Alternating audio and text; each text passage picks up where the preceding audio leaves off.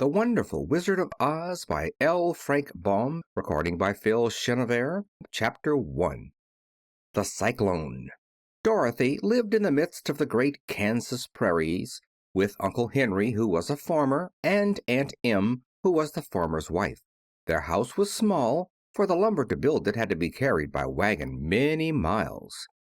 There were 4 walls, a floor, and a roof, which made one room, and this room contained a rusty-looking cook stove, a cupboard for the dishes, a table, 3 or 4 chairs, and the beds. Uncle Henry and Aunt Em had a big bed in one corner, and Dorothy a little bed in another corner. There was no garret at all, and no cellar, except a small hole dug in the ground called a cyclone cellar, where the family could go in case one of those great whirlwinds arose, mighty enough to crush any building in its path. It was reached by a trapdoor in the middle of the floor, from which a ladder led down into the small dark hole. When Dorothy stood in the doorway and looked around, she could see nothing but the great gray prairie on every side. Not a tree nor a house broke the broad sweep of flat country that reached to the edge of the sky in all directions. The sun had baked the plowed land into a gray mass, with little cracks running through it. Even the grass was not green, for the sun had burned the tops of the long blades until they were the same gray color to be seen everywhere. Once the house had been painted, but the sun blistered the paint and the rains washed it away, and now the house was as dull and gray as everything else. When Aunt Em came there to live, she was a young, pretty wife. The sun and wind had changed her, too. They had taken the sparkle from her eyes and left them a somber gray. They had taken the red from her cheeks and lips, and they were gray also. She was thin and gaunt and never smiled now. When Dorothy, who was an orphan, first came to her, Aunt Em had been so startled by the child's laughter that she would scream and press her hand upon her heart whenever Dorothy's merry voice reached her ears, and she still looked at the little girl with wonder that she could find anything to laugh at. Uncle Henry never laughed. He worked hard from morning till night, and did not know what joy was. He was gray also, from his long beard to his rough boots, and he looked stern and solemn and rarely spoke. It was Toto that made Dorothy laugh, and saved her from growing as gray as her other surroundings. Toto was not gray. He was a little black dog with long silky hair and small black eyes that twinkled merrily on either side of his funny wee nose. Toto played all day long, and Dorothy played with him and loved him dearly. Today, however, they were not playing. Uncle Henry sat upon the doorstep and looked anxiously at the sky, which was even grayer than usual. Dorothy stood in the door with Toto in her arms and looked at the sky too. Aunt Em was washing the dishes. From the far north they heard a low wail of the wind, and Uncle Henry and Dorothy could see where the long grass bowed in waves before the coming storm. There now came a sharp whistling in the air from the south, and as they turned their eyes that way, they saw ripples in the grass coming from that direction also. Suddenly Uncle Henry stood up. "There's a cyclone coming, Em," he called to his wife. "I'll go look after the stock." Then he ran toward the sheds where the cows and horses were kept. Aunt Em dropped her work and came to the door. One glance told her of the danger close at hand. "Quick, Dorothy!" she screamed. "Run for the cellar!" Toto jumped out of Dorothy's arms and hid under the bed, and the girls started to get him. Aunt Em, badly frightened, threw open the trap door in the floor and climbed down the ladder into the small dark hole. Dorothy caught Toto at last and started to follow her aunt. When she was halfway across the room, there came a great shriek from the wind, and the house shook so hard that she lost her footing and sat down suddenly upon the floor. Then a strange thing happened. The house whirled around 2 or 3 times and rose slowly through the air. Dorothy felt as if she were going up in a balloon. The north and south winds met where the house stood and made it the exact center of the cyclone. In the middle of a cyclone the air is generally still, but the great pressure of the wind on every side of the house raised it up higher and higher until it was at the very top of the cyclone, and there it remained and was carried miles and miles away as easily as you could carry a feather. It was very dark, and the wind howled horribly around her, but Dorothy found she was riding quite easily. After the first few whirls around, and one other time when the house tipped badly, she felt as if she were being rocked gently like a baby in a cradle. Toto did not like it. He ran around the room, now here, now there, barking loudly, but Dorothy sat quite still on the floor and waited to see what would happen. Once Toto got too near the open trap door and fell in, and at first the little girl thought she had lost him. But soon she saw one of his ears sticking up through the hole, for the strong pressure of the air was keeping him up so that he could not fall.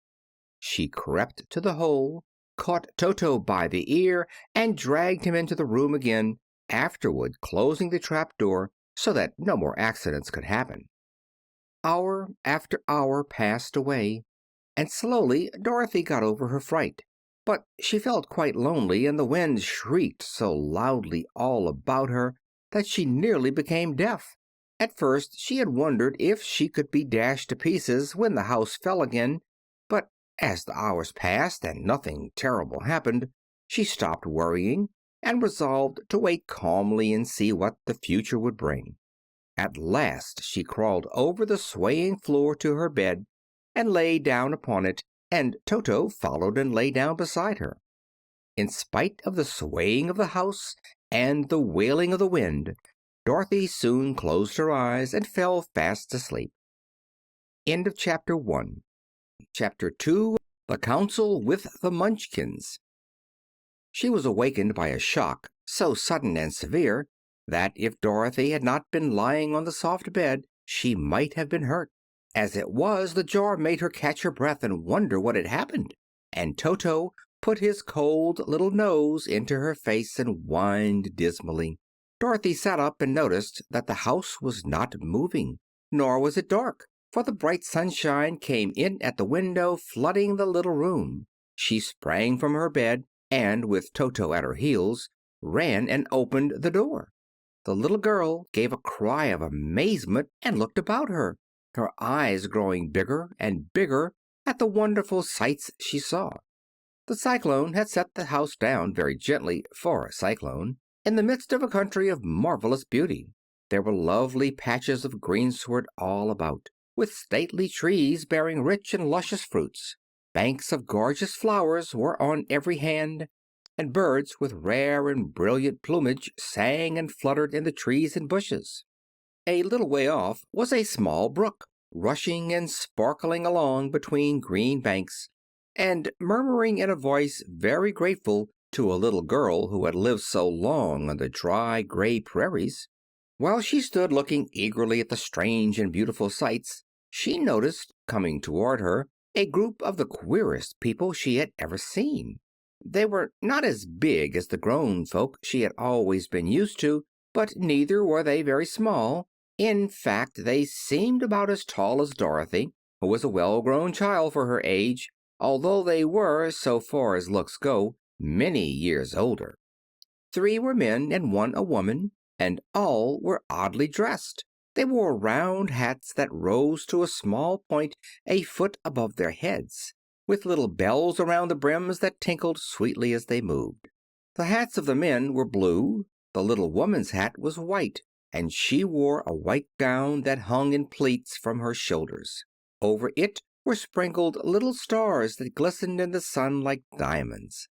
The men were dressed in blue, of the same shade as their hats, and wore well-polished boots with a deep roll of blue at the tops. The men, Dorothy thought, were about as old as Uncle Henry, for 2 of them had beards. But the little woman was doubtless much older. Her face was covered with wrinkles, her hair was nearly white, and she walked rather stiffly. When these people drew near the house where Dorothy was standing in the doorway, they paused and whispered among themselves, as if afraid to come farther. But the little old woman walked up to Dorothy, made a low bow, and said in a sweet voice, "You are welcome, most noble sorceress, to the land of the Munchkins. We are so grateful to you for having killed the Wicked Witch of the East and for setting our people free from bondage." Dorothy listened to this speech with wonder. What could the little woman possibly mean by calling her a sorceress and saying she had killed the Wicked Witch of the East?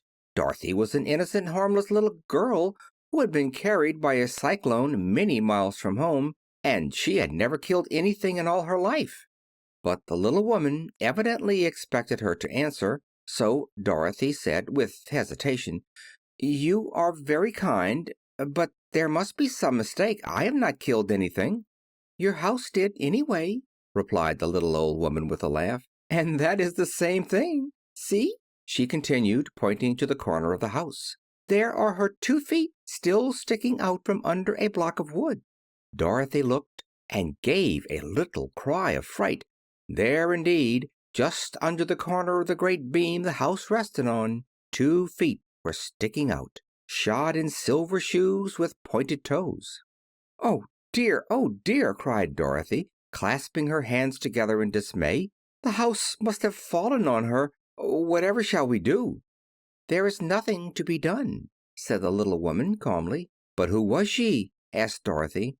"She was the Wicked Witch of the East, as I said," answered the little woman. "She has held all the Munchkins in bondage for many years, making them slave for her night and day. Now they are all free, and are grateful to you for the favor." "Who are the Munchkins?" inquired Dorothy. "They are the people who live in this land of the East, where the Wicked Witch ruled." "Are you a Munchkin?" asked Dorothy. "No, but I am their friend, although I live in the land of the North. When they saw the Witch of the East was dead, the Munchkins sent a swift messenger to me, and I came at once. I am the Witch of the North." "Oh, gracious!" cried Dorothy. "Are you a real witch?" "Yes, indeed," answered the little woman. "But I am a good witch, and the people love me. I am not so powerful as the Wicked Witch was who ruled here, or I should have set the people free myself." "But I thought all witches were wicked," said the girl, who was half frightened at facing a real witch. "Oh, no, that is a great mistake. There were only 4 witches in all the land of Oz, and 2 of them, those who live in the North and the South, are good witches. I know this is true, for I am one of them myself, and cannot be mistaken. Those who dwelt in the East and the West were indeed wicked witches, but now that you have killed one of them, there is but one wicked witch in all the land of Oz, the one who lives in the West." "But," said Dorothy with a moment's thought, "Aunt Em has told me that the witches were all dead years and years ago." "Who is Aunt Em?" inquired the little old woman. "She is my aunt who lives in Kansas, where I come from." The Witch of the North seemed to think for a time, with her head bowed and her eyes upon the ground. Then she looked up and said, "I do not know where Kansas is, for I have never heard that country mentioned before. But tell me, is it a civilized country?" "Oh, yes," replied Dorothy. "Then that accounts for it. In the civilized countries I believe there are no witches left, nor wizards, nor sorceresses, nor magicians. But you see, the land of Oz has never been civilized, for we are cut off from all the rest of the world. Therefore we still have witches and wizards amongst us." "Who are the wizards?" asked Dorothy. "Oz himself is the great wizard," answered the witch, sinking her voice to a whisper. "He is more powerful than all the rest of us together. He lives in the City of Emeralds." Dorothy was going to ask another question, but just then the Munchkins, who had been standing silently by, gave a loud shout and pointed to the corner of the house where the Wicked Witch had been lying. "What is it?" asked the little old woman, and looked and began to laugh. The feet of the dead witch had disappeared entirely, and nothing was left but the silver shoes. "She was so old," explained the Witch of the North, "that she dried up quickly in the sun. that is the end of her. But the silver shoes are yours, and you shall have them to wear." She reached down and picked up the shoes, and after shaking the dust out of them, handed them to Dorothy. "The Witch of the East was proud of those silver shoes," said one of the Munchkins, "and there is some charm connected with them, but what it is we never knew." Dorothy carried the shoes into the house and placed them on the table. Then she came out again to the Munchkins and said, "I am anxious to get back to my aunt and uncle, for I am sure they will worry about me. Can you help me find my way?" The Munchkins and the Witch first looked at one another, and then at Dorothy, and then shook their heads. "At the east, not far from here," said one, "there is a great desert, and no one could live to cross it." "It is the same at the south," said another, "for I have been there and seen it. The south is the country of the Quadlings." "I am told," said the third man, "that it is the same at the west, and that country where the Winkies live is ruled by the Wicked Witch of the West, who would make you her slave if you passed her way." "The north is my home," said the old lady, "and at its edge is the same great desert that surrounds this land of Oz. I'm afraid, my dear, you will have to live with us." Dorothy began to sob at this, for she felt lonely among all these strange people. Her tears seemed to grieve the kind-hearted Munchkins, for they immediately took out their handkerchiefs and began to weep also. As for the little old woman, she took off her cap and balanced the point on the end of her nose while she counted 1, 2, 3 in a solemn voice. At once the cap changed to a slate on which was written in big white chalk marks, "Let Dorothy go to the City of Emeralds." The little old woman took the slate from her nose, and having read the words on it, asked, "Is your name Dorothy, my dear?" "Yes," answered the child, looking up and drying her tears. "Then you must go to the City of Emeralds. Perhaps Oz will help you." "Where is this city?" asked Dorothy. "It is exactly in the center of the country, and is ruled by Oz, the great wizard I told you of." "Is he a good man?" inquired the girl anxiously. "He is a good wizard. Whether he is a man or not I cannot tell you, for I have never seen him." "How can I get there?" asked Dorothy. "You must walk. It is a long journey through a country that is sometimes pleasant and sometimes dark and terrible. However, I will use all the magic arts I know of to keep you from harm." "Won't you go with me?" pleaded the girl, who had begun to look upon the little old woman as her only friend. "No, I cannot do that," she replied, "but I will give you my kiss, and no one will dare injure a person who has been kissed by the Witch of the North." She came close to Dorothy and kissed her gently on the forehead. Where her lips touched the girl they left a round, shining mark, as Dorothy found out soon after. "The road to the City of Emeralds is paved with yellow brick," said the witch, "so you cannot miss it. When you get to Oz, do not be afraid of him, but tell your story and ask him to help you. Goodbye, my dear." The three Munchkins bowed low to her and wished her a pleasant journey, after which they walked away through the trees. The witch gave Dorothy a friendly little nod, whirled around on her left heel 3 times, and straightway disappeared, much to the surprise of little Toto, who barked after her loudly enough when she was gone, because he had been afraid even to growl while she stood by. But Dorothy, knowing her to be a witch, had expected her to disappear in just that way, and was not surprised in the least. End of Chapter 2. Chapter 3. How Dorothy Saved the Scarecrow. When Dorothy was left alone, she began to feel hungry. So she went to the cupboard and cut herself some bread, which she spread with butter.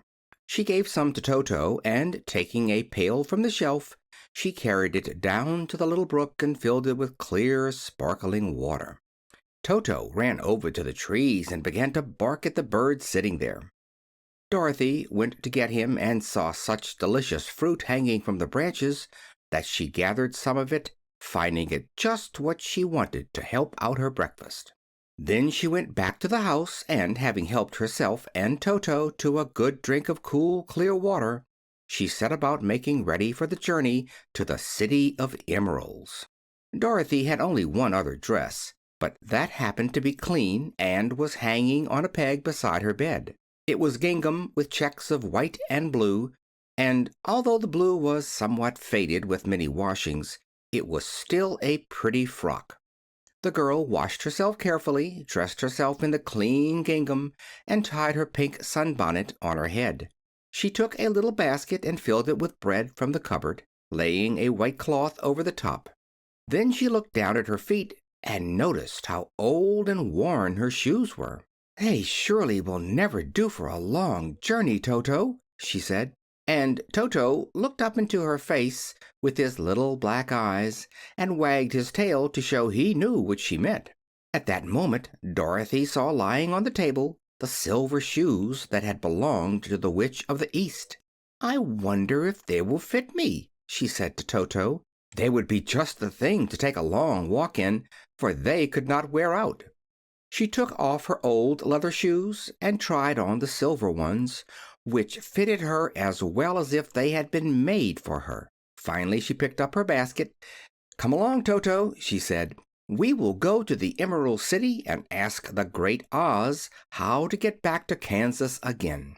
She closed the door, locked it, and put the key carefully in the pocket of her dress. And so, with Toto trotting along soberly behind her, she started on her journey. There were several roads nearby, but it did not take her long to find the one paved with yellow bricks. Within a short time she was walking briskly toward the Emerald City, her silver shoes tinkling merrily on the hard yellow roadbed. The sun shone bright and the birds sang sweetly, and Dorothy did not feel nearly so bad as you might think a little girl would who had been suddenly whisked away from her own country and set down in the midst of a strange land. She was surprised, as she walked along, to see how pretty the country was about her. There were neat fences at the sides of the road, painted a dainty blue color, and beyond them were fields of grain and vegetables in abundance. Evidently, the Munchkins were good farmers and able to raise large crops. Once in a while she would pass a house, and the people came out to look at her and bow low as she went by, for everyone knew she had been the means of destroying the Wicked Witch and setting them free from bondage. The houses of the Munchkins were odd-looking dwellings, for each was round, with a big dome for a roof. All were painted blue, for in this country of the East blue was the favorite color. Toward evening, when Dorothy was tired with her long walk and began to wonder where she might pass the night, she came to a house rather larger than the rest. On the green lawn before it many men and women were dancing. 5 little fiddlers played as loudly as possible, and the people were laughing and singing, while a big table nearby was loaded with delicious fruits and nuts, pies and cakes, and many other good things to eat. The people greeted Dorothy kindly and invited her to supper and to pass the night with them, for this was the home of one of the richest Munchkins in the land, and his friends were gathered with him to celebrate their freedom from the bondage of the Wicked Witch. Dorothy ate a hearty supper and was waited upon by the rich Munchkin himself, whose name was Buck. Then she sat upon a settee and watched the people dance. When Buck saw her silver shoes, he said, "You must be a great sorceress." "Why?" asked the girl. "Because you wear silver shoes and have killed the Wicked Witch. Besides, you have white in your frock, and only witches and sorceresses wear white." "My dress is blue and white checked," said Dorothy, smoothing out the wrinkles in it. "It is kind of you to wear that," said Buck. "Blue is the color of the Munchkins, and white is the witch color, so we know you are a friendly witch." Dorothy did not know what to say to this, for all the people seemed to think her a witch, and she knew very well she was only an ordinary little girl who had come by the chance of a cyclone into a strange land. When she had tired watching the dancing, Buck led her into the house, where he gave her a room with a pretty bed in it. The sheets were made of blue cloth, and Dorothy slept soundly in them till morning, with Toto curled up on the blue rug beside her. She ate a hearty breakfast and watched a wee Munchkin baby who played with Toto and pulled his tail and crowed and laughed in a way that greatly amused Dorothy. Toto was a fine curiosity to all the people, for they had never seen a dog before. "How far is it to the Emerald City?" the girl asked. "I do not know," answered Buck gravely, "for I have never been there. It is better for people to keep away from Oz, unless they have business with him. But it is a long way to the Emerald City, and it will take you many days. The country here is rich and pleasant, but you must pass through rough and dangerous places before you reach the end of your journey." This worried Dorothy a little, but she knew that only the Great Oz could help her get to Kansas again, so she bravely resolved not to turn back. She bade her friends good-bye and again started along the road of yellow brick. When she had gone several miles, she thought she would stop to rest, and so climbed to the top of the fence beside the road and sat down. There was a great cornfield beyond the fence, and not far away she saw a scarecrow placed high on a pole to keep the birds from the ripe corn. Dorothy leaned her chin upon her hand and gazed thoughtfully at the scarecrow. Its head was a small sack stuffed with straw, with eyes, nose, and mouth painted on it to represent a face. An old pointed blue hat that had belonged to some Munchkin was perched on his head, and the rest of the figure was a blue suit of clothes, worn and faded, which had also been stuffed with straw. On the feet were some old boots with blue tops, such as every man wore in this country, and the figure was raised above the stalks of corn by means of the pole stuck up its back. While Dorothy was looking earnestly into the queer painted face of the Scarecrow, she was surprised to see one of the eyes slowly wink at her. She thought she must have been mistaken at first, for none of the scarecrows in Kansas ever wink, but presently the figure nodded its head to her in a friendly way. Then she climbed down from the fence and walked up to it, while Toto ran around the pole and barked. "Good day," said the Scarecrow in a rather husky voice. "Did you speak?" asked the girl in wonder. "Certainly," answered the Scarecrow. "How do you do?" "I'm pretty well, thank you," replied Dorothy politely. "How do you do?" "I'm not feeling well," said the Scarecrow with a smile, "for it is very tedious being perched up here night and day to scare away crows." "Can't you get down?" asked Dorothy. "No, for this pole is stuck up my back. If you will please take away the pole, I shall be greatly obliged to you." Dorothy reached up both arms and lifted the figure off the pole, for being stuffed with straw it was quite light. "Thank you very much," said the Scarecrow, when he had been set down on the ground. "I feel like a new man." Dorothy was puzzled at this, for it sounded queer to hear a stuffed man speak and to see him bow and walk along beside her. "Who are you?" asked the Scarecrow, when he had stretched himself and yawned, "and where are you going?" "My name is Dorothy," said the girl, "and I am going to the Emerald City to ask the Great Oz to send me back to Kansas." "Where is the Emerald City?" he inquired, "and who is Oz?" "Why, don't you know?" she returned in surprise. "No, indeed. I don't know anything. You see, I am stuffed, so I have no brains at all," he answered sadly. "Oh," said Dorothy, "I'm awfully sorry for you. Do you think," he asked, "if I go to the Emerald City with you, that Oz would give me some brains?" "I cannot tell," she returned, "but you may come with me if you like. If Oz will not give you any brains, you will be no worse off than you are now." "That is true," said the Scarecrow.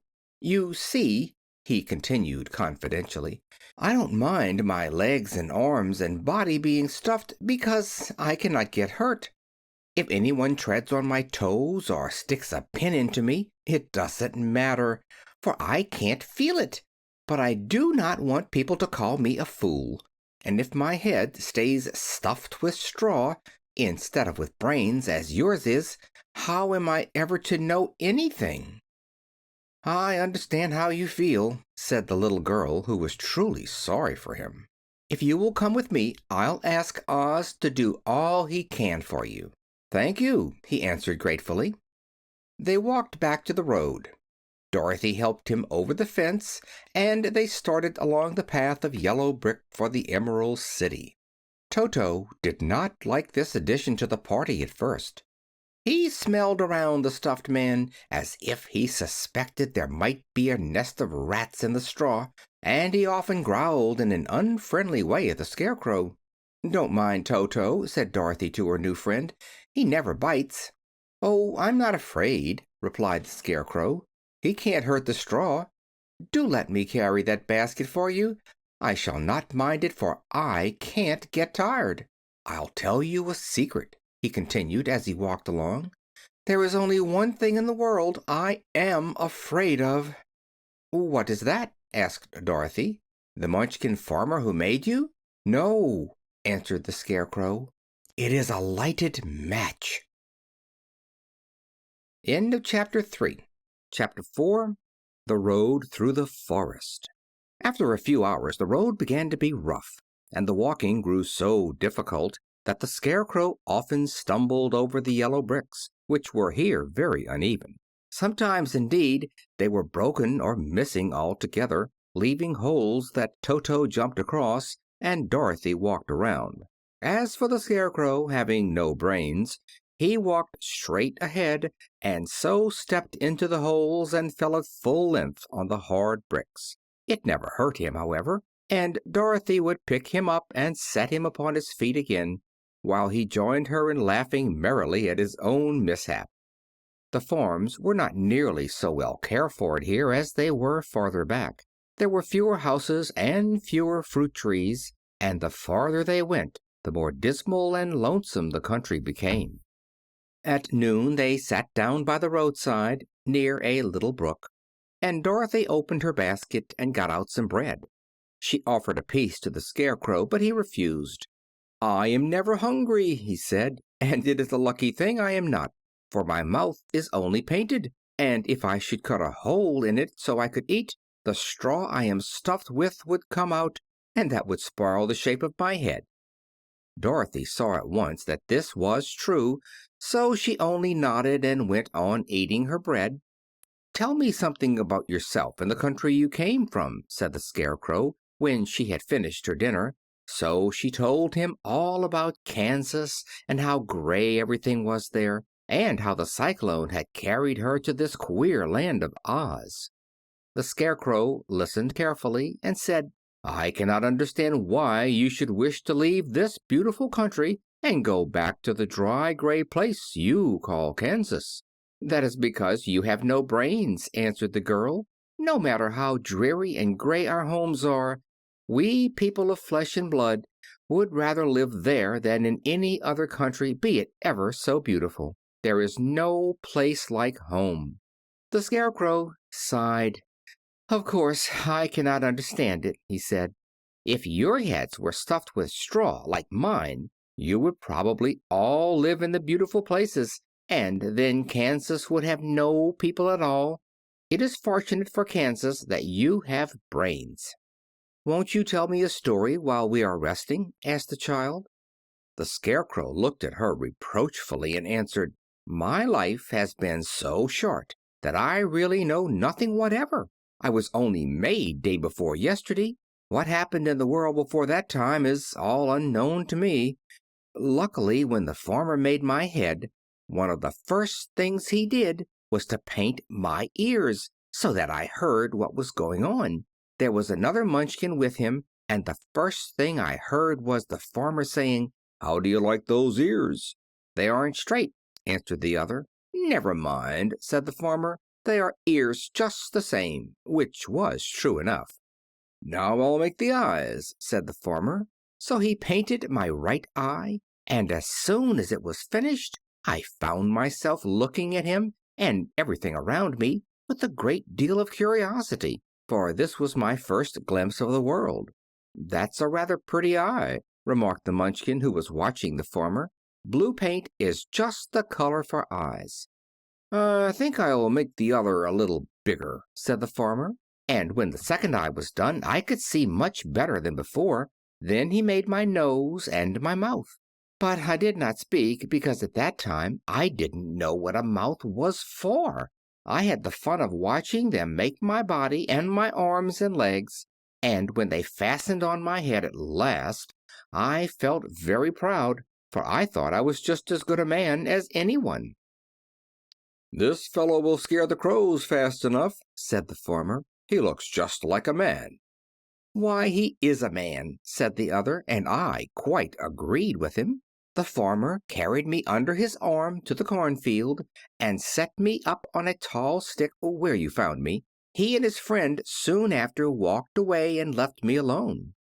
I did not like to be deserted this way, so I tried to walk after them, but my feet would not touch the ground, and I was forced to stay on that pole.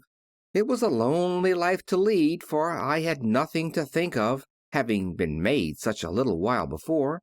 Many crows and other birds flew into the cornfield, but as soon as they saw me they flew away again, thinking I was a munchkin, and this pleased me and made me feel that I was quite an important person. By and by an old crow flew near me, and after looking at me carefully, he perched on my shoulder and said, "I wonder if that farmer thought to fool me in this clumsy manner?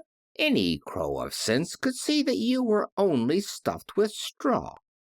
Then he hopped down at my feet and ate all the corn he wanted. The other birds, seeing he was not harmed by me, came to eat the corn too, so in a short time there was a great flock of them about me. I felt sad at this, for it showed I was not such a good scarecrow after all. But the old crow comforted me, saying, "If you only had brains in your head, you would be as good a man as any of them, and a better man than some of them. Brains are the only thing worth having in this world, no matter whether one is a crow or a man." After the crows had gone, I thought this over and decided I would try hard to get some brains. By good luck, you came along and pulled me off the stake, and from what you say, I am sure the great Oz will give me brains as soon as we get to the Emerald City. "I hope so," said Dorothy earnestly, "since you seem anxious to have them." "Oh, yes, I am anxious," returned the Scarecrow. "It is such an uncomfortable feeling to know one is a fool." "Well," said the girl, "let us go," and she handed the basket to the Scarecrow. There were no fences at all by the roadside now, and the land was rough and untilled. Toward evening they came to a great forest, where the trees grew so big and close together that their branches met over the road of yellow brick. It was almost dark under the trees, for the branches shut out the daylight, but the travelers did not stop and went on into the forest. "If this road goes in, it must come out," said the Scarecrow, "and as the Emerald City is at the other end of the road, we must go wherever it leads us." "Anyone would know that," said Dorothy. "Certainly, that is why I know it," returned the Scarecrow. "If it required brains to figure it out, I never should have said it." After an hour or so the light faded away, and they found themselves stumbling along in the darkness. Dorothy could not see at all, but Toto could, for some dogs see very well in the dark, and the Scarecrow declared he could see as well as by day. So she took hold of his arm and managed to get along fairly well. "If you see any house or any place where we can pass the night," she said, "you must tell me, for it is very uncomfortable walking in the dark." Soon after the Scarecrow stopped. "I see a little cottage at the right of us," he said, "built of logs and branches. Shall we go there?" "Yes, indeed," answered the child. "I am all tired out." So the Scarecrow led her through the trees until they reached the cottage, and Dorothy entered and found a bed of dried leaves in one corner. She lay down at once, and with Toto beside her soon fell into a sound sleep. The Scarecrow, who was never tired, stood up in another corner and waited patiently until morning came. End of chapter 4. Chapter 5. The Rescue of the Tin Woodman. When Dorothy awoke, the sun was shining through the trees, and Toto had long been out chasing birds around him and squirrels. She sat up and looked around her. Scarecrow, still standing patiently in his corner, waiting for her. "We must go and search for water," she said to him.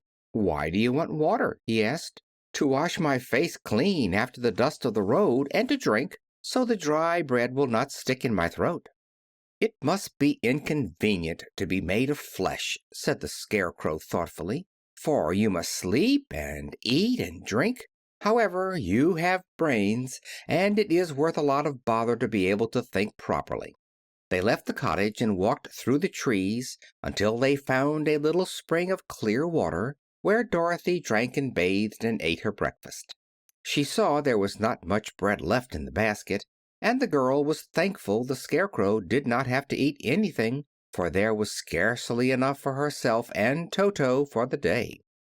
When she had finished her meal and was about to go back to the road of yellow brick, she was startled to hear a deep groan nearby. "What was that?" she asked timidly. "I cannot imagine," replied the Scarecrow, "but we can go and see." Just then another groan reached their ears, and the sound seemed to come from behind them. They turned and walked through the forest a few steps, when Dorothy discovered something shining in a ray of sunshine that fell between the trees. She ran to the place and then stopped short with a little cry of surprise. One of the big trees had been partly chopped through, and standing beside it, with an uplifted axe in his hands, was a man made entirely of tin. His head and arms and legs were jointed upon his body, but he stood perfectly motionless, as if he could not stir at all. Dorothy looked at him in amazement, and so did the Scarecrow, while Toto barked sharply and made a snap at the tin legs, which hurt his teeth. "Did you groan?" asked Dorothy. "Yes," answered the Tin Man, "I did. I've been groaning for more than a year, and no one has ever heard me before or come to help me. What can I do for you?" she inquired softly, for she was moved by the sad voice in which the man spoke. "Get an oil can and oil my joints," he answered. "They are rusted so badly that I cannot move them at all. If I am well oiled I shall soon be all right again. You will find an oil can on a shelf in my cottage." Dorothy at once ran back to the cottage and found the oil can, and then she returned and asked anxiously, "Where are your joints?" "Oil my neck first," replied the Tin Woodman. So she oiled it, and as it was quite badly rusted, the Scarecrow took hold of the tin head and moved it gently from side to side until it worked freely, and then the man could turn it himself. "Now oil the joints in my arms," he said. And Dorothy oiled them, and the Scarecrow bent them carefully until they were quite free from rust and as good as new. The Tin Woodman gave a sigh of satisfaction and lowered his axe, which he leaned against the tree. "Ah, that is a great comfort," he said.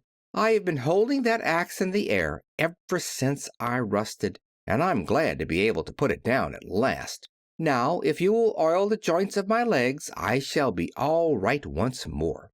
So they oiled his legs until he could move them freely, and he thanked them again and again for his release, for he seemed a very polite creature and very grateful. "I might have stood there always if you had not come along," he said. "So you have certainly saved my life. How did you happen to be here?" "We are on our way to the Emerald City to see the great Oz," she answered, "and we stopped at your cottage to pass the night." "Why do you wish to see Oz?" he asked. "I want him to send me back to Kansas, and the Scarecrow wants him to put a few brains into his head," she replied. The Tin Woodman appeared to think deeply for a moment. Then he said, "Do you suppose Oz could give me a heart?" "Why, I guess so," Dorothy answered. "It would be as easy as to give the Scarecrow brains." "True," the Tin Woodman returned. "So if you will allow me to join your party, I will also go to the Emerald City and ask Oz to help me." "Come along," said the Scarecrow heartily. and Dorothy added that she would be pleased to have his company. So the Tin Woodman shouldered his axe, and they all passed through the forest until they came to the road that was paved with yellow brick. The Tin Woodman had asked Dorothy to put the oil can in her basket, for, he said, if I should get caught in the rain and rust again, I would need the oil can badly. It was a bit of good luck to have their new comrade join the party, for soon after they had begun their journey again, they came to a place where the trees and branches grew so thick over the road that the travelers could not pass. But the Tin Woodman set to work with his axe and chopped so well that soon he cleared a passage for the entire party. Dorothy was thinking so earnestly as they walked along that she did not notice when the Scarecrow stumbled into a hole and rolled over to the side of the road. Indeed, he was obliged to call her to help him up again. "Why didn't you walk around the hole?" asked the Tin Woodman. "I don't know enough," replied the Scarecrow cheerfully. "My head is stuffed with straw, you know, and that is why I am going to Oz to ask him for some brains." "Oh, I see," said the Tin Woodman. "But after all, brains are not the best things in the world." "Have you any?" inquired the Scarecrow. "No, my head is quite empty," answered the Woodman. "But once I had brains, and a heart also, so having tried them both, I should much rather have a heart." "And why is that?" asked the Scarecrow. "I will tell you my story, and then you will know." So while they were walking through the forest, the Tin Woodman told the following story. "I was born the son of a woodman who chopped down trees in the forest and sold the wood for a living. When I grew up, I too became a wood chopper, and after my father died I took care of my old mother as long as she lived. Then I made up my mind that instead of living alone I would marry, so that I might not become lonely. There was one of the Munchkin girls who was so beautiful that I soon grew to love her with all my heart. She, on her part, promised to marry me as soon as I could earn enough money to build a better house for her. So I set to work harder than ever. But the girl lived with an old woman who did not want her to marry anyone, for she was so lazy she wished the girl to remain with her and do the cooking and the housework. So the old woman went to the Wicked Witch of the East and promised her 2 sheep and a cow if she would prevent the marriage. Thereupon the Wicked Witch enchanted my axe, and when I was chopping away at my best one day, for I was anxious to get the new house and my wife as soon as possible, the axe slipped all at once and cut off my left leg. This at first seemed a great misfortune, for I knew a one-legged man could not do very well as a woodchopper. So I went to a tinsmith and had him make me a new leg out of tin. The leg worked very well once I was used to it. But my action angered the Wicked Witch of the East, for she had promised the old woman I should not marry the pretty Munchkin girl. When I began chopping again, my axe slipped and cut off my right leg. Again I went to the tinsmith, and again he made me a leg out of tin. After this the enchanted axe cut off my arms one after the other, but nothing daunted, I had them replaced with tin ones.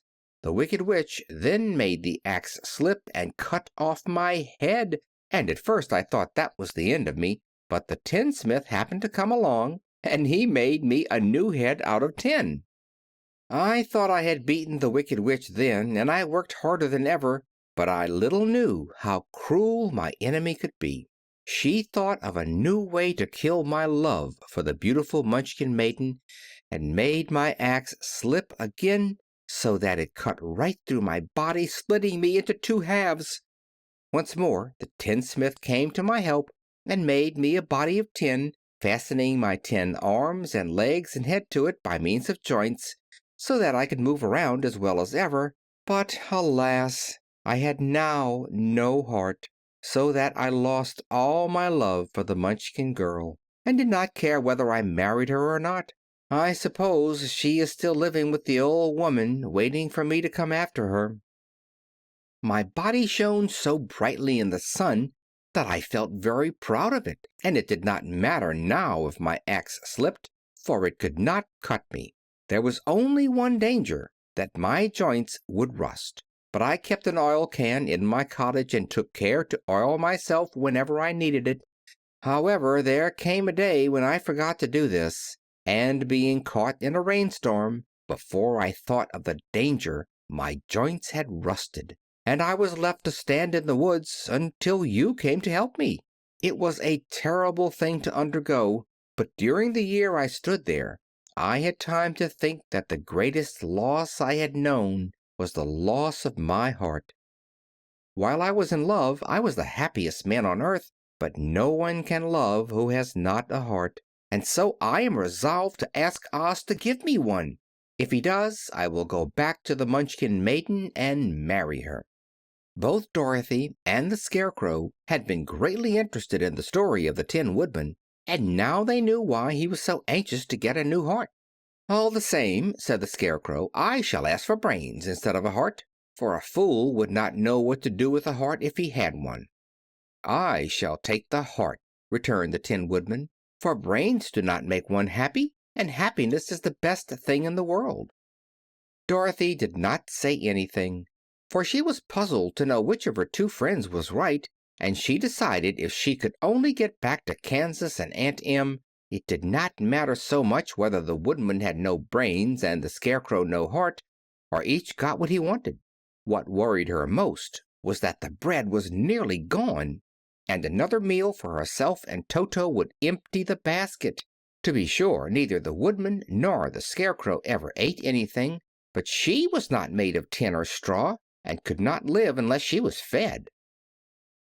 End of chapter 5. Chapter 6. The Cowardly Lion. All this time, Dorothy and her companions had been walking through the thick woods.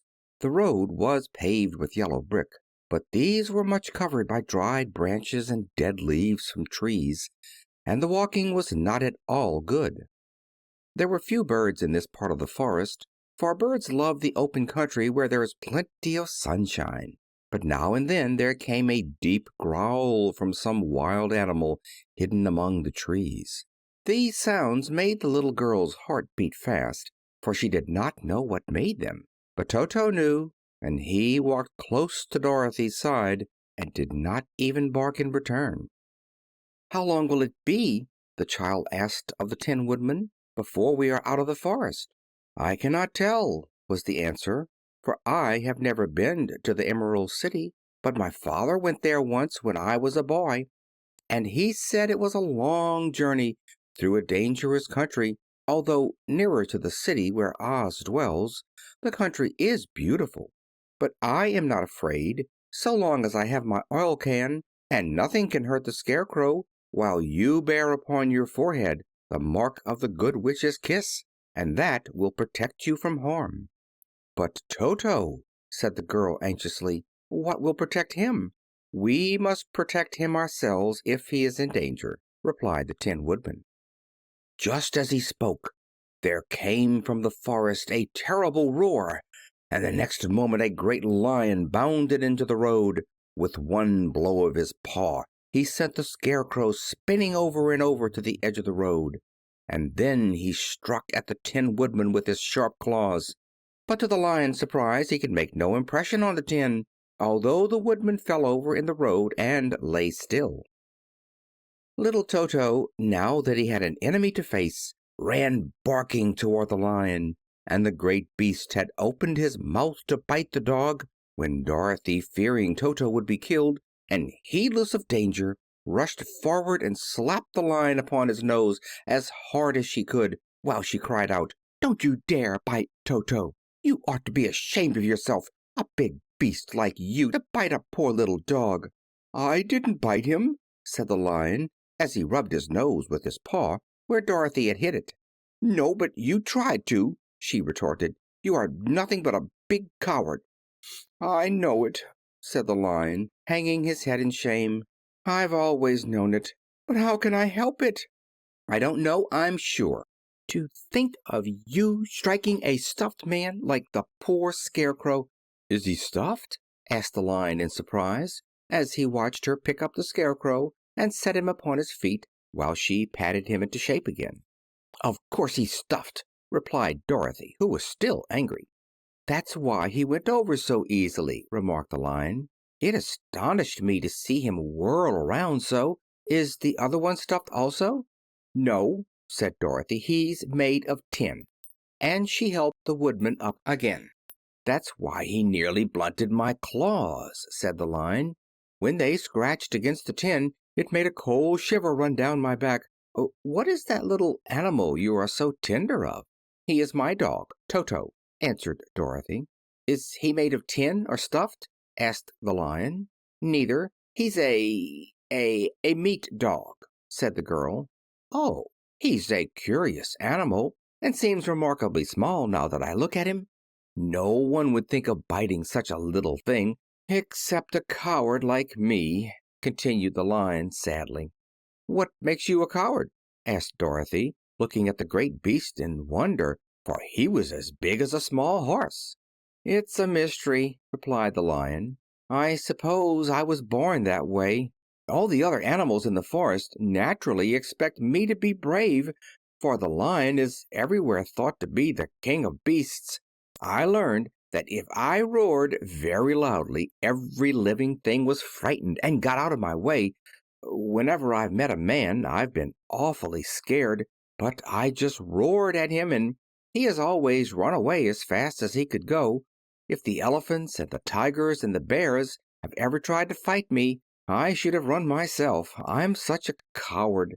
But just as soon as they hear me roar, they all try to get away from me, and of course I let them go." "But that isn't right. The king of beasts shouldn't be a coward," said the Scarecrow. "I know it," returned the Lion, wiping a tear from his eye with the tip of his tail. "It is my great sorrow, and makes my life very unhappy. But whenever there is danger, my heart begins to beat fast." "Perhaps you have a heart disease," said the Tin Woodman. "It may be," said the Lion. "If you have," continued the Tin Woodman, "you ought to be glad, for it proves you have a heart. For my part, I have no heart, so I cannot have heart disease." "Perhaps," said the Lion thoughtfully, "if I had no heart, I should not be a coward." "Have you brains?" asked the Scarecrow. "I suppose so. I've never looked to see," replied the Lion. "I am going to the Great Oz to ask him to give me some," remarked the Scarecrow, "for my head is stuffed with straw." "And I am going to ask him to give me a heart," said the Woodman. "And I am going to ask him to send Toto and me back to Kansas," added Dorothy. "Do you think Oz could give me courage?" asked the Cowardly Lion. "Just as easily as he could give me brains," said the Scarecrow. "Or give me a heart," said the Tin Woodman. "Or send me back to Kansas," said Dorothy. "Then if you don't mind, I'll go with you," said the Lion, "for my life is simply unbearable without a bit of courage." "You will be very welcome," answered Dorothy, "for you will help to keep away the other wild beasts. It seems to me they must be more cowardly than you if they allow you to scare them so easily." "They really are," said the Lion, "but that doesn't make me any braver, and as long as I know myself to be a coward, I shall be unhappy." So once more the little company set off upon the journey, the Lion walking with stately strides at Dorothy's side. Toto did not approve this new comrade at first, for he could not forget how nearly he had been crushed between the Lion's great jaws. But after a time he became more at ease, and presently Toto and the Cowardly Lion had grown to be good friends. During the rest of that day there was no other adventure to mar the peace of their journey. Once, indeed, the Tin Woodman stepped upon a beetle that was crawling along the road, and killed the poor little thing. This made the Tin Woodman very unhappy, for he was always careful not to hurt any living creature, and as he walked along he wept several tears of sorrow and regret.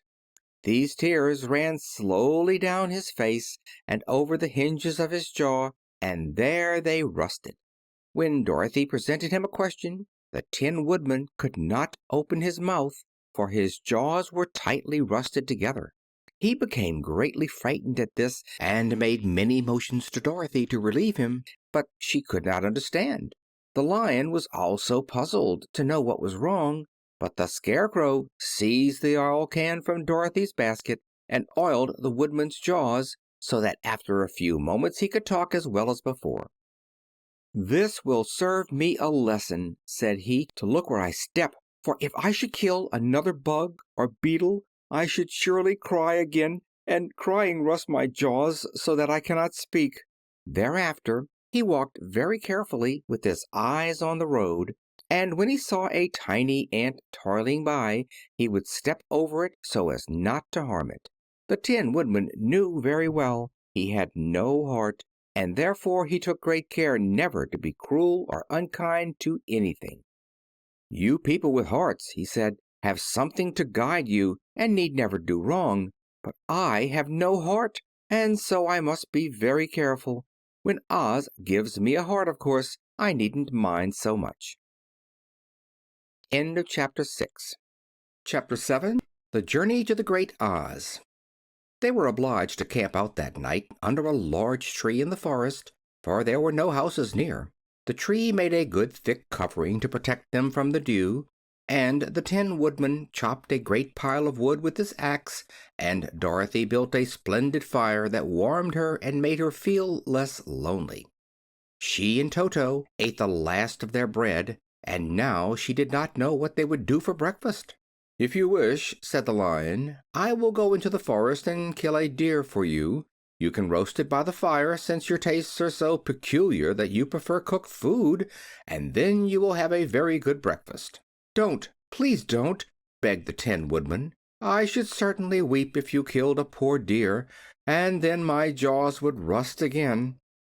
But the Lion went away into the forest and found his own supper, and no one ever knew what it was, for he didn't mention it. And the Scarecrow found a tree full of nuts and filled Dorothy's basket with them, so that she would not be hungry for a long time. She thought this was very kind and thoughtful of the Scarecrow, but she laughed heartily at the awkward way in which the poor creature picked up the nuts. His padded hands were so clumsy and the nuts were so small that he dropped almost as many as he put in the basket. But the Scarecrow did not mind how long it took him to fill the basket, for it enabled him to keep away from the fire, as he feared a spark might get into his straw and burn him up. So he kept a good distance away from the flames, and only came near to cover Dorothy with dry leaves when she lay down to sleep. These kept her very snug and warm, and she slept soundly until morning.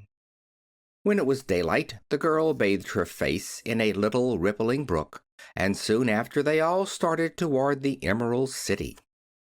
This was to be an eventful day for the travelers.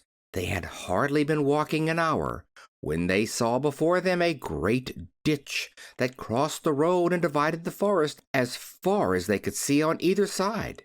It was a very wide ditch, and when they crept up to the edge and looked into it, they could see it was also very deep, and there were many big jagged rocks at the bottom. The sides were so steep that none of them could climb down, and for a moment it seemed that their journey must end. "What shall we do?" asked Dorothy despairingly. "I haven't the faintest idea," said the Tin Woodman, and the Lion shook his shaggy mane and looked thoughtful. But the Scarecrow said, "We cannot fly, that is certain. Neither can we climb down into this great ditch. Therefore, if we cannot jump over it, we must stop where we are." "I think I could jump over it," said the Cowardly Lion, after measuring the distance carefully in his mind. "Then we are all right," answered the Scarecrow, "for you can carry us all over on your back, one at a time." "Well, I'll try it," said the Lion. "Who will go first?" "I will," declared the Scarecrow, "for if you found that you could not jump over the gulf, Dorothy would be killed or the Tin Woodman badly dented on the rocks below. But if I am on your back it will not matter so much, for the fall would not hurt me at all." "I am terribly afraid of falling myself," said the Cowardly Lion, "but I suppose there is nothing to do but try it. So get on my back and we will make the attempt." The Scarecrow sat upon the Lion's back and the big beast walked to the edge of the gulf and crouched down. "Why don't you run and jump?" asked the Scarecrow. "Because that isn't the way we lions do things," he replied. Then, giving a great spring, he shot through the air and landed safely on the other side. They were all greatly pleased to see how easily he did it, and after the Scarecrow had got down from his back, the Lion sprang across the ditch again. Dorothy thought she would go next, so she took Toto in her arms and climbed on the Lion's back, holding tightly to his mane with one hand. The next moment it seemed as if she were flying through the air, and then, before she had time to think about it, she was safe on the other side. The Lion went back a third time and got the Tin Woodman, and then they all sat down for a few moments to give the beast a chance to rest, for his great leaps had made his breath short, and he panted like a big dog that has been running too long. They found the forest very thick on this side, and it looked dark and gloomy. After the Lion had rested, they started along the road of yellow brick, silently wondering, each in his own mind, if ever they would come to the end of the woods and reach the bright sunshine again. To add to their discomfort, they soon heard strange noises in the depths of the forest, and the Lion whispered to them that it was in this part of the country that the Kalidahs lived.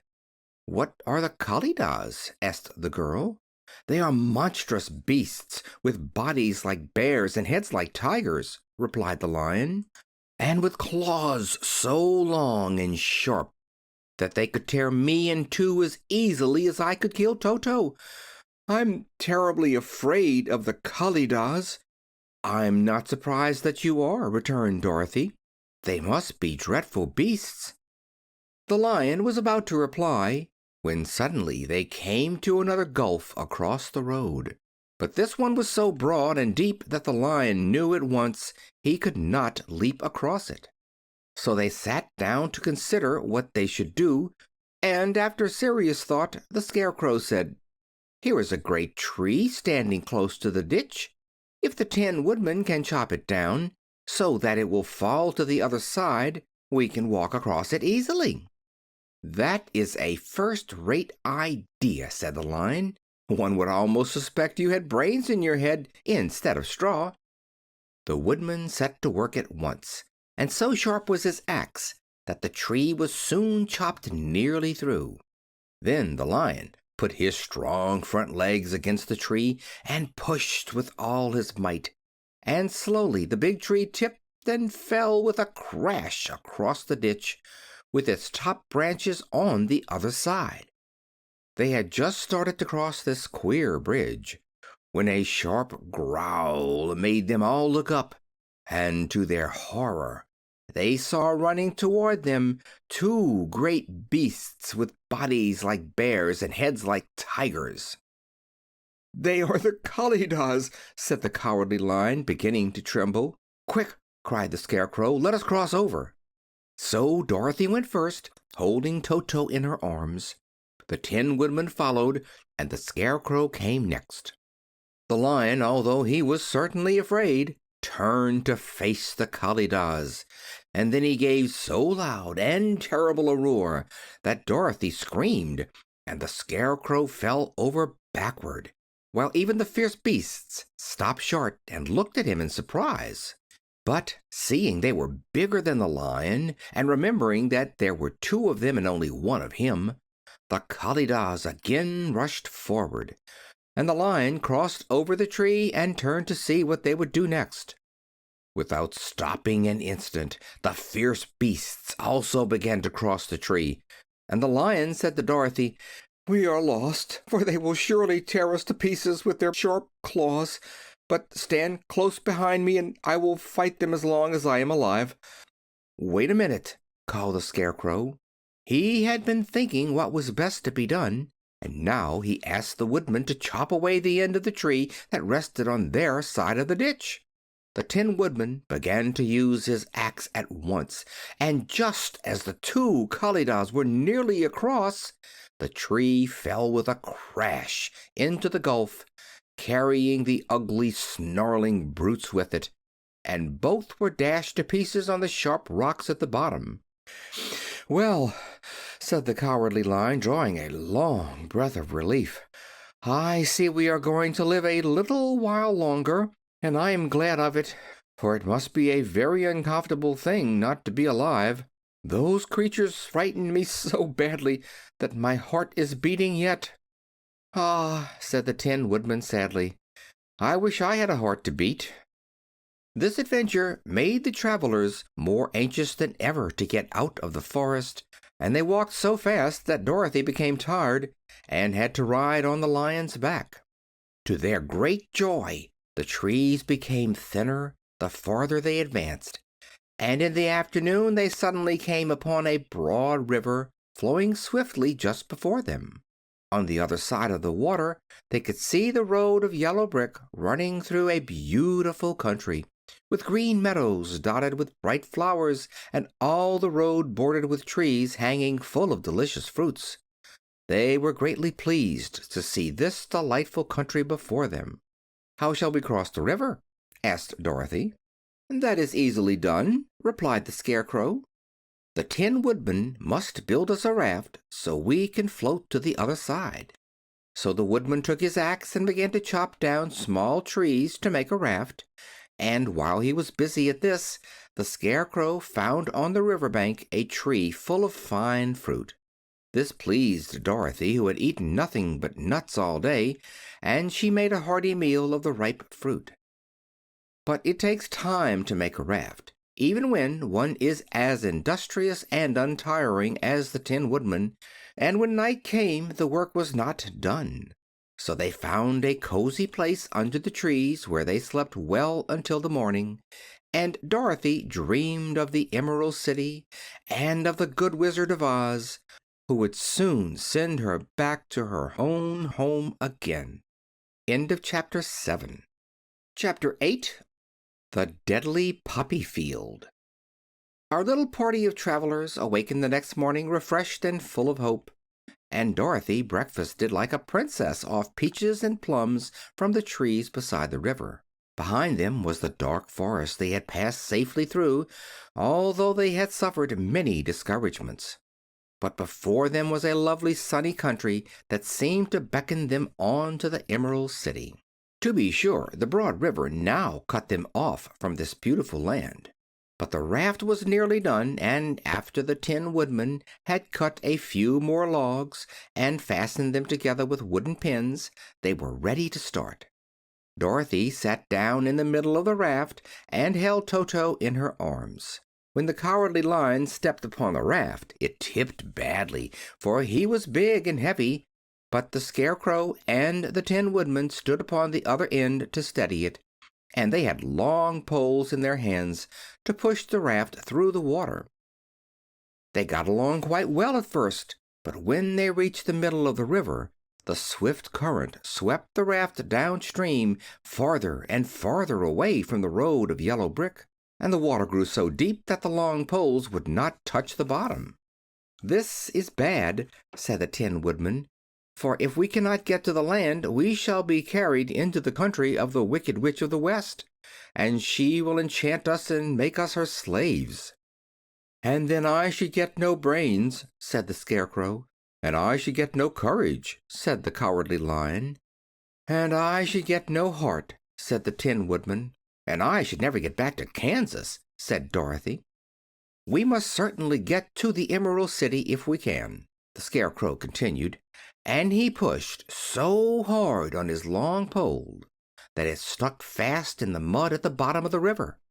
Then, before he could pull it out again or let go, the raft was swept away, and the poor Scarecrow left clinging to the pole in the middle of the river. "Goodbye," he called after them, and they were very sorry to leave him. Indeed, the Tin Woodman began to cry, but fortunately remembered that he might rust, and so dried his tears on Dorothy's apron. Of course, this was a bad thing for the Scarecrow. "I am now worse off than when I first met Dorothy," he thought. "Then I was stuck on a pole in a cornfield, where I could make believe scare the crows at any rate, "But surely there is no use for a scarecrow stuck on a pole in the middle of a river. I am afraid I shall never have any brains after all." Down the stream the raft floated, and the poor Scarecrow was left far behind. Then the Lion said, "Something must be done to save us. I think I can swim to the shore and pull the raft after me if you will only hold fast to the tip of my tail." So he sprang into the water, and the Tin Woodman caught fast hold of his tail. Then the Lion began to swim with all his might toward the shore. It was hard work, although he was so big, but by and by they were drawn out of the current, and then Dorothy took the Tin Woodman's long pole and helped push the raft to the land. They were all tired out when they reached the shore at last, and stepped off upon the pretty green grass, and they also knew that the stream had carried them a long way past the road of yellow brick that led to the Emerald City. "What shall we do now?" asked the Tin Woodman, as the Lion lay down on the grass to let the sun dry him. "We must get back to the road in some way," said Dorothy. "The best plan will be to walk along the river bank until we come to the road again," remarked the Lion. So when they were rested, Dorothy picked up her basket, and they started along the grassy bank to the road from which the river had carried them. It was a lovely country, with plenty of flowers and fruit trees and sunshine to cheer them, and had they not felt so sorry for the poor Scarecrow, they could have been very happy. They walked along as fast as they could, Dorothy only stopping once to pick a beautiful flower, and after a time the Tin Woodman cried out, "Look!" Then they all looked at the river and saw the Scarecrow perched upon his pole in the middle of the water, looking very lonely and sad. "What can we do to save him?" asked Dorothy. The Lion and the Woodman both shook their heads, for they did not know. So they sat down upon the bank and gazed wistfully at the Scarecrow until a stork flew by, who, upon seeing them, stopped to rest at the water's edge. "Who are you, and where are you going?" asked the stork. "I am Dorothy," answered the girl, "and these are my friends, the Tin Woodman and the Cowardly Lion, and we are going to the Emerald City." "This isn't the road," said the stork, as she twisted her long neck and looked sharply at the queer party. "I know it," returned Dorothy, "but we have lost the Scarecrow and are wondering how we shall get him again." "Where is he?" asked the stork. "Over there, in the river," answered the little girl. "If he wasn't so big and heavy, I would get him for you," remarked the stork. "He isn't heavy a bit," said Dorothy eagerly, "for he is stuffed with straw. And if you will bring him back to us, we shall thank you ever and ever so much." "Well, I'll try," said the stork, "but if I find he is too heavy to carry, I shall have to drop him in the river again." So the big bird flew into the air and over the water till she came to where the Scarecrow was perched upon his pole. Then the stork, with her great claws, grabbed the Scarecrow by the arm and carried him up into the air and back to the bank, where Dorothy and the Lion and the Tin Woodman and Toto were sitting. When the Scarecrow found himself among his friends again, he was so happy that he hugged them all, even the Lion and Toto. And as they walked along, he sang "To-de-ri-o-do" at every step. He felt so gay. "I was afraid I should have to stay in that river forever," he said, "but the kind stork saved me, and if I ever get any brains I shall find the stork again and do her some kindness in return." "That's all right," said the stork, who was flying along beside them. "I always like to help anyone in trouble. But I must go now, for my babies are waiting in the nest for me. I hope you will find the Emerald City and that Oz will help you." "Thank you," replied Dorothy, and then the kind stork flew into the air and was soon out of sight. They walked along, listening to the singing of the brightly colored birds, and looking at the lovely flowers, which now became so thick that the ground was carpeted with them. There were big yellow and white and blue and purple blossoms, beside great clusters of scarlet poppies, which were so brilliant in color they almost dazzled Dorothy's eyes. "Aren't they beautiful?" the girl asked, as she breathed in the spicy scent of the bright flowers. "I suppose so," answered the Scarecrow. "When I have brains, I shall probably like them better." "If I only had a heart, I should love them," added the Tin Woodman. "I always did like flowers," said the Lion. "They seem so helpless and frail, but there are none in the forest so bright as these." They now came upon more and more of the big scarlet poppies, and fewer of the other flowers, and soon they found themselves in the midst of a great meadow of poppies. Now, it is well known that when there are many of these flowers together, their odor is so powerful that anyone who breathes it falls asleep.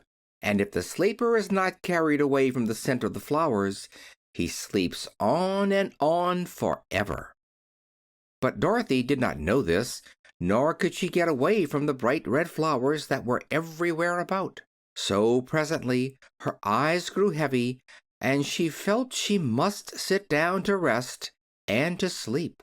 But the Tin Woodman would not let her do this. "We must hurry and get back to the road of yellow brick before dark," he said, and the Scarecrow agreed with him. So they kept walking until Dorothy could stand no longer.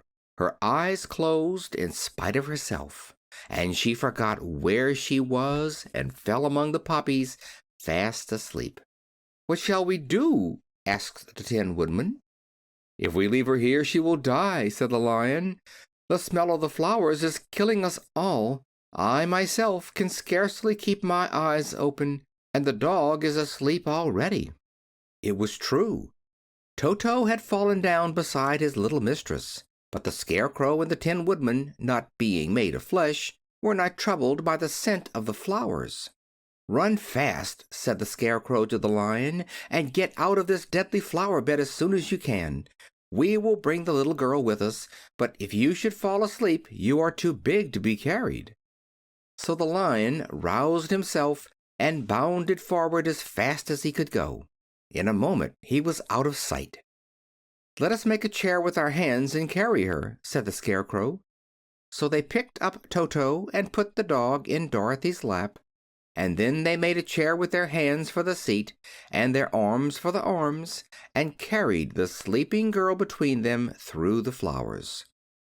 On and on they walked, and it seemed that the great carpet of deadly flowers that surrounded them would never end. They followed the bend of the river, and at last came upon their friend the Lion lying fast asleep among the poppies. The flowers had been too strong for the huge beast, and he had given up at last, and fallen only a short distance from the end of the poppy bed, where the sweet grass spread in beautiful green fields before them. "We can do nothing for him," said the Tin Woodman sadly, "for he is much too heavy to lift. We must leave him here to sleep on forever, and perhaps he will dream that he has found courage at last." "I'm sorry," said the Scarecrow. "The Lion was a very good comrade for one so cowardly, but let us go on." They carried the sleeping girl to a pretty spot beside the river, far enough from the poppy field to prevent her breathing any more of the poison of the flowers, and here they laid her gently on the soft grass and waited for the fresh breeze to waken her. End of Chapter 8. Chapter 9. The Queen of the Field Mice. "We cannot be far from the road of yellow brick now," remarked the Scarecrow as he stood beside the girl, "for we have come nearly as far as the river carried us." The Tin Woodman was about to reply when he heard a low growl. Then turning his head, which worked beautifully on hinges, he saw a strange beast come bounding over the grass toward them. It was indeed a great yellow wildcat, and the Woodman thought it must be chasing something, for its ears were lying close to its head, and its mouth was wide open, showing 2 rows of ugly teeth, while its red eyes glowed like balls of fire. As it came nearer, The Tin Woodman saw that running before the beast was a little gray field mouse, and although he had no heart, he knew it was wrong for the wildcat to try to kill such a pretty, harmless creature. So the Woodman raised his axe, and as the wildcat ran by, he gave it a quick blow that cut the beast's head clean off from its body, and it rolled over at his feet in two pieces. The field mouse, now that it was freed from its enemy, stopped short, and coming slowly up to the Woodman, it said, in a squeaky little voice, "Oh, thank you! Thank you ever so much for saving my life!" "Don't speak of it, I beg you," replied the Woodman. "I have no heart, you know, so I am careful to help all those who may need a friend, even if it happens to be only a mouse." "Only a mouse!" cried the little animal indignantly. "Why, I am a queen, the queen of all the field mice." "Oh, indeed," said the Woodman, making a bow. "Therefore you have done a great deed, as well as a brave one, in saving my life," added the queen. At that moment several mice were seen running up as fast as their little legs could carry them, and when they saw their queen they exclaimed, "Oh, your Majesty, we thought you would be killed. How did you manage to escape the great wildcat?" They all bowed so low to the little queen that they almost stood on their heads. "This funny Tin Man," she answered, "killed the wildcat and saved my life. So hereafter you must all serve him and obey his slightest wish." "We will!"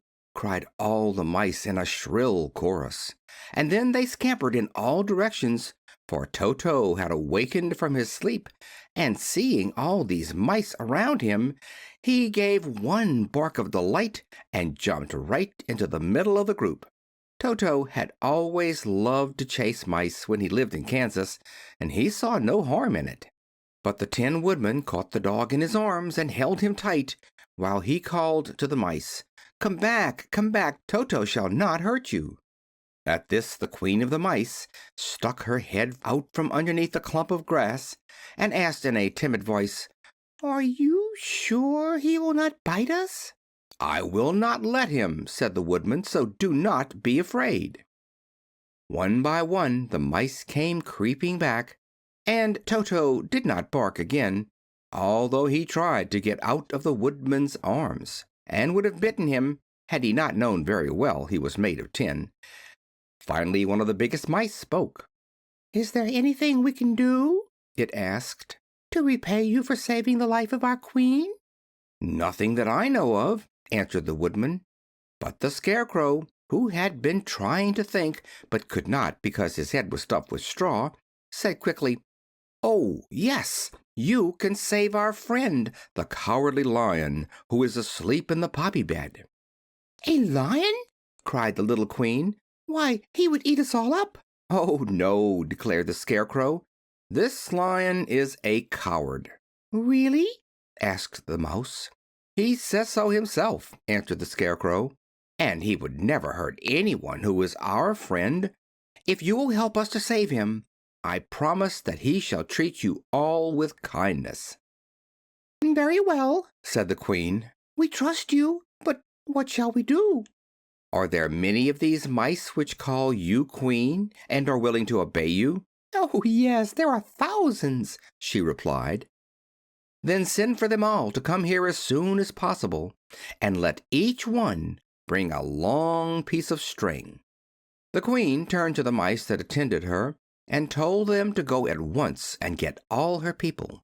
As soon as they heard her orders, they ran away in every direction as fast as possible. "Now," said the Scarecrow to the Tin Woodman, "you must go to those trees by the riverside and make a truck that will carry the lion." So the Woodman went at once to the trees and began to work, and soon he made a truck out of the limbs of trees, from which he chopped away all the leaves and branches. He fastened it together with wooden pegs and made the four wheels out of short pieces of a big tree trunk.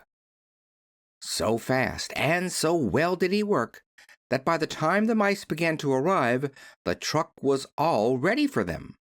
They came from all directions, and there were thousands of them, big mice and little mice and middle-sized mice, and each one brought a piece of string in his mouth. It was about this time that Dorothy woke from her long sleep and opened her eyes. She was greatly astonished to find herself lying upon the grass, with thousands of mice standing around and looking at her timidly. But the Scarecrow told her about everything, and turning to the dignified little mouse, he said, "Permit me to introduce to you Her Majesty, the Queen." Dorothy nodded gravely, and the Queen made a curtsy, after which she became quite friendly with the little girl. The Scarecrow and the Woodman now began to fasten the mice to the truck, using the strings they had brought. One end of a string was tied around the neck of each mouse and the other end to the truck. Of course, the truck was 1,000 times bigger than any of the mice who were to draw it, but when all the mice had been harnessed, they were able to pull it quite easily.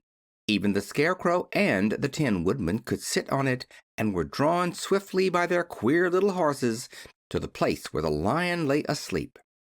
After a great deal of hard work, for the Lion was heavy, they managed to get him up on the truck. Then the Queen hurriedly gave her people the order to start, for she feared if the mice stayed among the poppies too long, they also would fall asleep. At first, the little creatures, many though they were, could hardly stir the heavily loaded truck, but the Woodman and the Scarecrow both pushed from behind, and they got along better. Soon they rolled the Lion out of the poppy bed to the green fields, where he could breathe the sweet fresh air again, instead of the poisonous scent of the flowers. Dorothy came to meet them, and thanked the little mice warmly for saving her companion from death. She had grown so fond of the big Lion, she was glad he had been rescued. Then the mice were unharnessed from the truck and scampered away through the grass to their homes. The Queen of the Mice was the last to leave. "If ever you need us again," she said, "come out into the field and call, and we shall hear you and come to your assistance. Goodbye." "Goodbye," they all answered, and away the Queen ran, while Dorothy held Toto tightly, lest he should run after her and frighten her. After this they sat down beside the Lion until he should awaken, and the Scarecrow brought Dorothy some fruit from a tree nearby, which she ate for her dinner. End of Chapter 9. Chapter 10. The Guardian of the Gate. It was some time before the Cowardly Lion awakened, for he had lain among the poppies a long while, breathing in their deadly fragrance. But when he did open his eyes and roll off the truck, he was very glad to find himself still alive. "I ran as fast as I could," he said, sitting down and yawning, "but the flowers were too strong for me. How did you get me out?" Then they told him of the field mice, and how they had generously saved him from death, and the Cowardly Lion laughed and said, "I have always thought myself very big and terrible, yet such little things as flowers came near to killing me, and such small animals as mice have saved my life. How strange it all is! But, comrades, what shall we do now?" "We must journey on until we find the road of yellow brick again," said Dorothy, "and then we can keep on to the Emerald City." So the Lion, being fully refreshed and feeling quite himself again, they all started upon the journey, greatly enjoying the walk through the soft, fresh grass, and it was not long before they reached the road of yellow brick and turned again toward the Emerald City where the great Oz dwelt. The road was smooth and well paved now, and the country about was beautiful, so that the travelers rejoiced in leaving the forest far behind, and with it the many dangers they had met in its gloomy shades. Once more they could see fences built beside the road, but these were painted green, and when they came to a small house, in which a farmer evidently lived, that also was painted green. They passed by several of these houses during the afternoon, and sometimes people came to the doors and looked at them as if they would like to ask questions, but no one came near them nor spoke to them because of the great lion, of which they were very much afraid. The people were all dressed in clothing of a lovely emerald green color, and wore peaked hats like those of the Munchkins. "This must be the land of Oz," said Dorothy, "and we are surely getting near the Emerald City." "Yes," answered the Scarecrow. "Everything is green here, while in the country of the Munchkins blue was the favorite color. But the people do not seem to be as friendly as the Munchkins, and I'm afraid we shall be unable to find a place to pass the night." "I should like something to eat besides fruit," said the girl, "and I'm sure Toto is nearly starved. Let us stop at the next house and talk to the people." So when they came to a good-sized farmhouse, Dorothy walked boldly up to the door and knocked. A woman opened it just far enough to look out, but said, "What do you want, child, and why is that great lion with you?" "We wish to pass the night with you, if you will allow us," answered Dorothy. "And the lion is my friend and comrade, and would not hurt you for the world." "Is he tame?" asked the woman, opening the door a little wider. "Oh, yes," said the girl, "and he is a great coward, too. He will be more afraid of you than you are of him."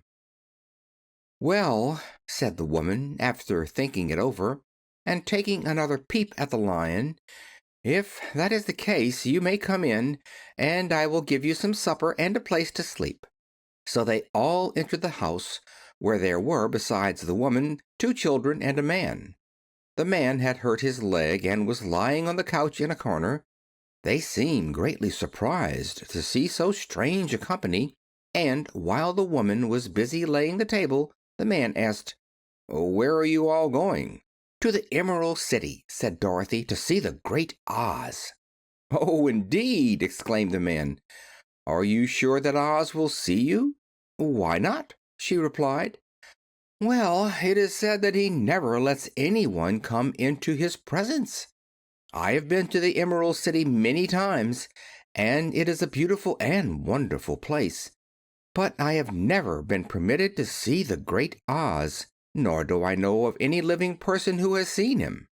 "Does he never go out?" asked the Scarecrow. "Never. He sits day after day in the great throne room of his palace, and even those who wait upon him do not see him face to face." "What is he like?" asked the girl. "That is hard to tell," said the man thoughtfully. "You see, Oz is a great wizard and can take on any form he wishes, so that some say he looks like a bird, and some say he looks like an elephant, and some say he looks like a cat. To others he appears as a beautiful fairy, or a brownie, or in any other form that pleases him.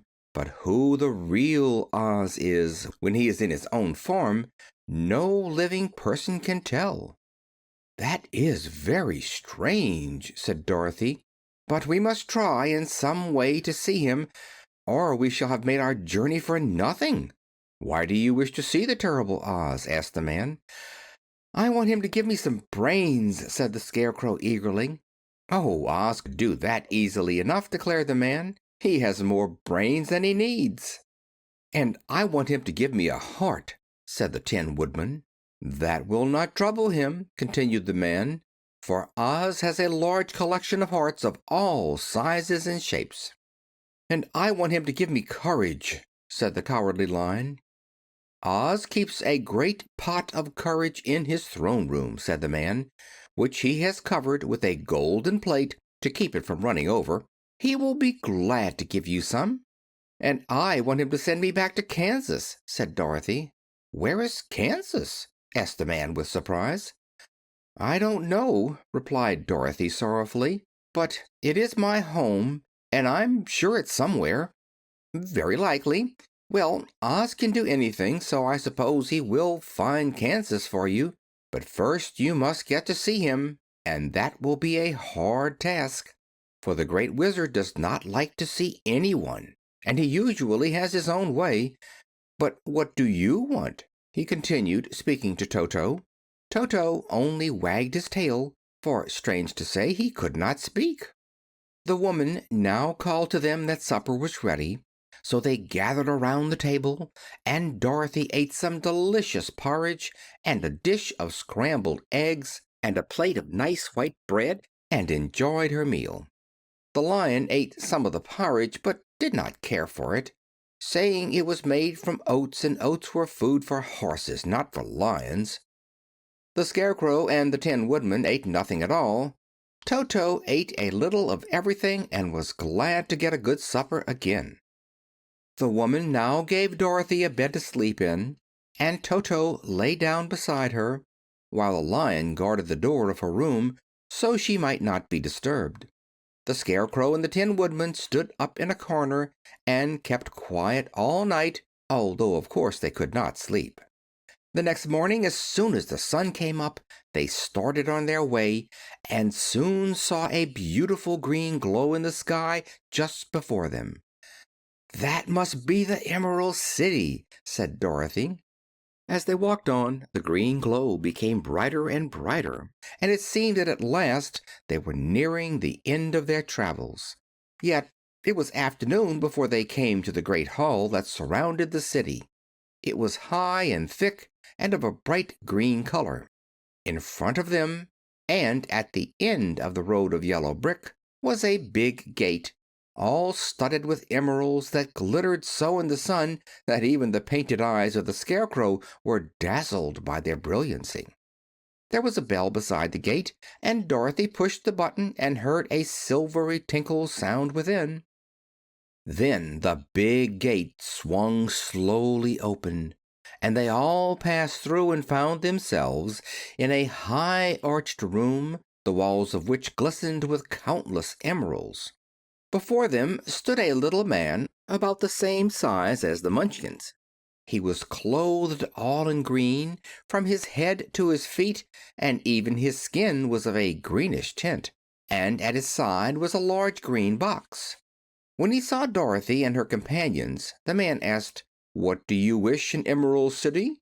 "We came here to see the Great Oz," said Dorothy. The man was so surprised at this answer that he sat down to think it over. "It has been many years since anyone asked me to see Oz," he said, shaking his head in perplexity. "He is powerful and terrible, and if you come on an idle or foolish errand to bother the wise reflections of the Great Wizard, he might be angry and destroy you all in an instant." "But it is not a foolish errand, nor an idle one," replied the Scarecrow. "It is important, and we have been told that Oz is a good wizard." "And so he is," said the Green Man, "and he rules the Emerald City wisely and well. But to those who are not honest, or who approach him from curiosity, he is most terrible, and few have ever dared ask to see his face. I am the guardian of the gates, and since you demand to see the Great Oz, I must take you to his palace. But first you must put on the spectacles." "Why?" asked Dorothy. "Because if you do not wear spectacles, the brightness and glory of the Emerald City would blind you. Even those who live in the city must wear spectacles night and day. They are all locked on, for Oz so ordered it when the city was first built, and I have the only key that will unlock them." He opened the big box, and Dorothy saw that it was filled with spectacles of every size and shape. All of them had green glasses in them. The guardian of the gates found a pair that would just fit Dorothy and put them over her eyes. There were two golden bands fastened to them that passed around the back of her head, where they were locked together by a little key that was at the end of a chain the guardian of the gates wore around his neck.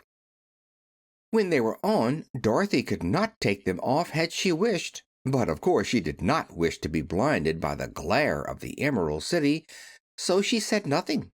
Then the Green Man fitted spectacles for the Scarecrow, and the Tin Woodman, and the Lion, and even on little Toto, and all were locked fast with the key. Then the guardian of the gates put on his own glasses, and told them he was ready to show them to the palace. Taking a big golden key from a peg on the wall, he opened another gate, and they all followed him through the portal into the streets of the Emerald City. End of chapter 10. Chapter 11. The Wonderful City of Oz. Even with their eyes protected by the green spectacles, Dorothy and her friends were at first dazzled by the brilliancy of the wonderful city. The streets were lined with beautiful houses, all built of green marble and studded everywhere with sparkling emeralds. They walked over a pavement of the same green marble, and where the blocks were joined together were rows of emeralds set closely and glittering in the brightness of the sun. The window panes were of green glass. Even the sky above the city had a green tint, and the rays of the sun were green. There were many people, men, women, and children, walking about, and these were all dressed in green clothes and had greenish skins. They looked at Dorothy and her strangely assorted company with wondering eyes, and the children all ran away and hid behind their mothers when they saw the lion, but no one spoke to them. Many shops stood in the street, and Dorothy saw that everything in them was green. Green candy and green popcorn were offered for sale, as well as green shoes, green hats, green clothes of all sorts. At one place a man was selling green lemonade, and when the children bought it, Dorothy could see that they paid for it with green pennies. There seemed to be no horses nor animals of any kind. The men carried things around in little green carts which they pushed before them. Everyone seemed happy and contented and prosperous.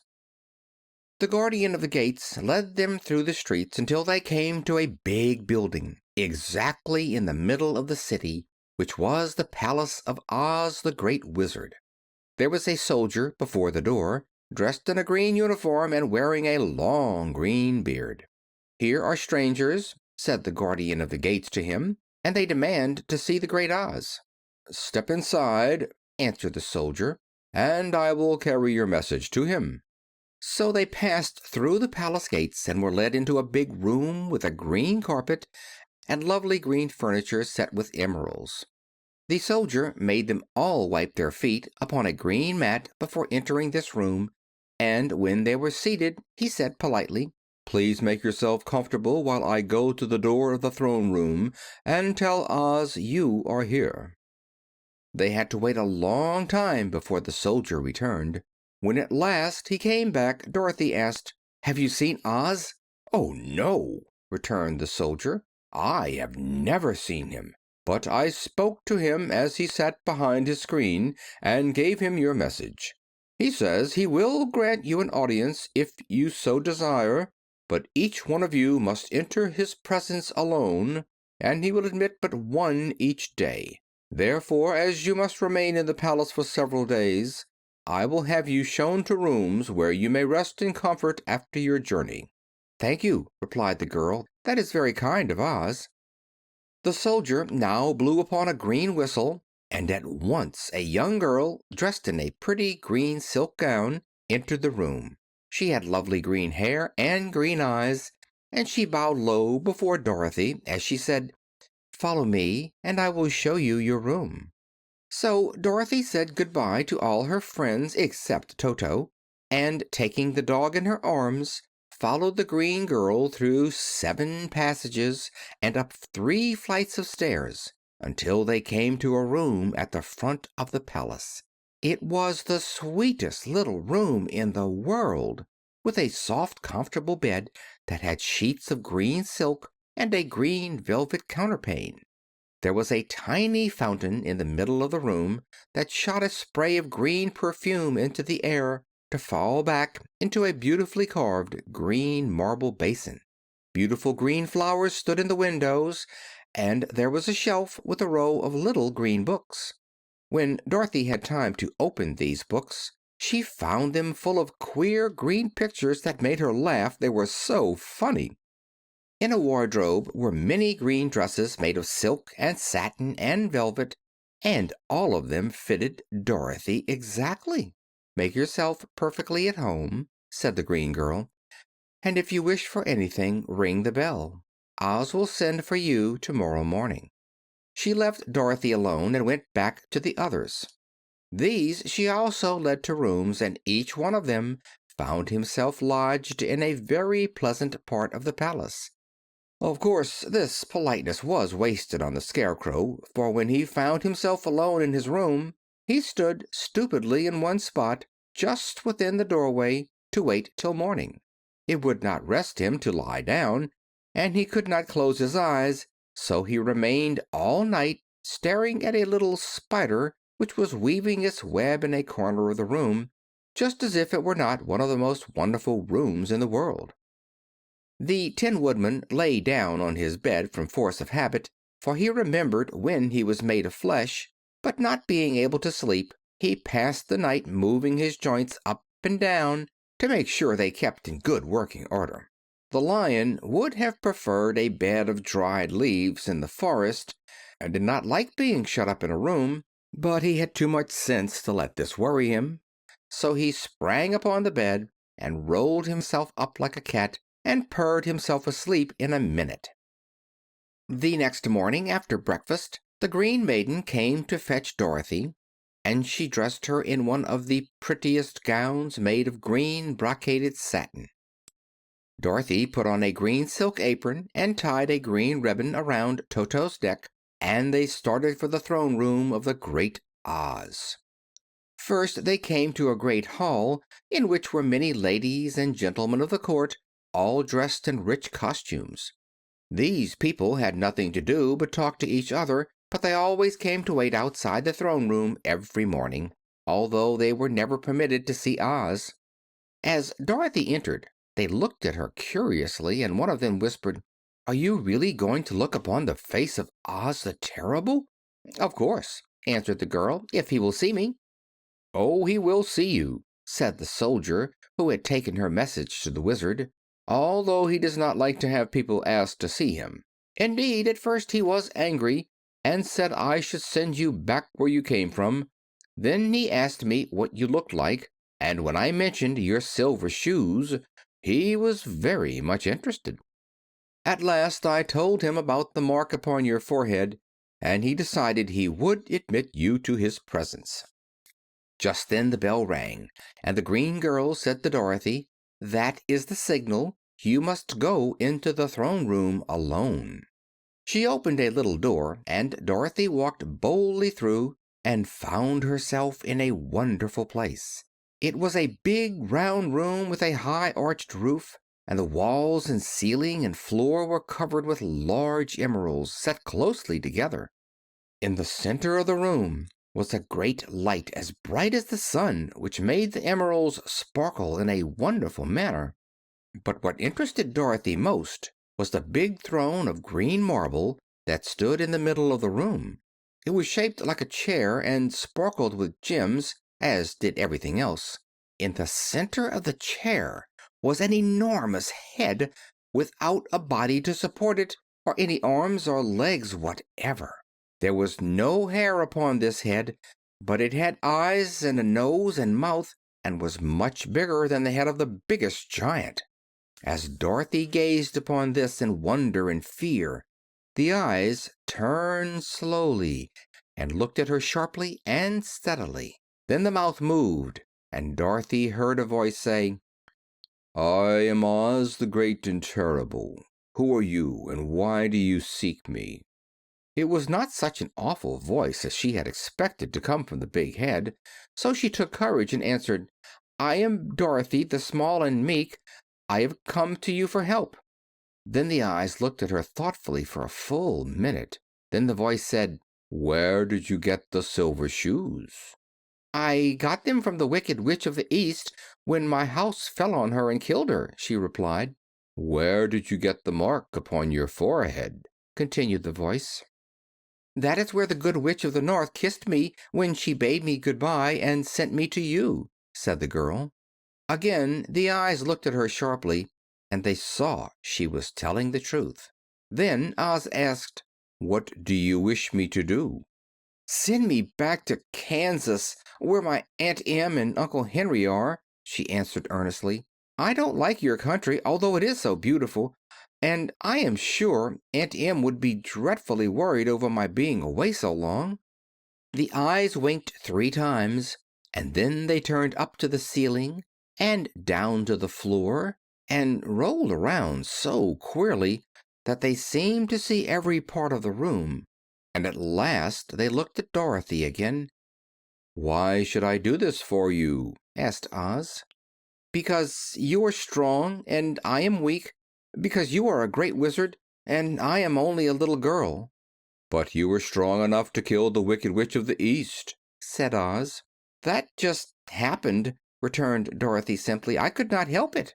"Well," said the head, "I will give you my answer. You have no right to expect me to send you back to Kansas unless you do something for me in return. In this country, everyone must pay for everything he gets. If you wish me to use my magic power to send you home again, you must do something for me first. Help me, and I will help you." "What must I do?" asked the girl. "Kill the Wicked Witch of the West," answered Oz. "But I cannot!" exclaimed Dorothy, greatly surprised. "You kill the Witch of the East, and you wear the silver shoes, which is a powerful charm. There is now but one Wicked Witch left in all this land, and when you can tell me she is dead, I will send you back to Kansas, but not before."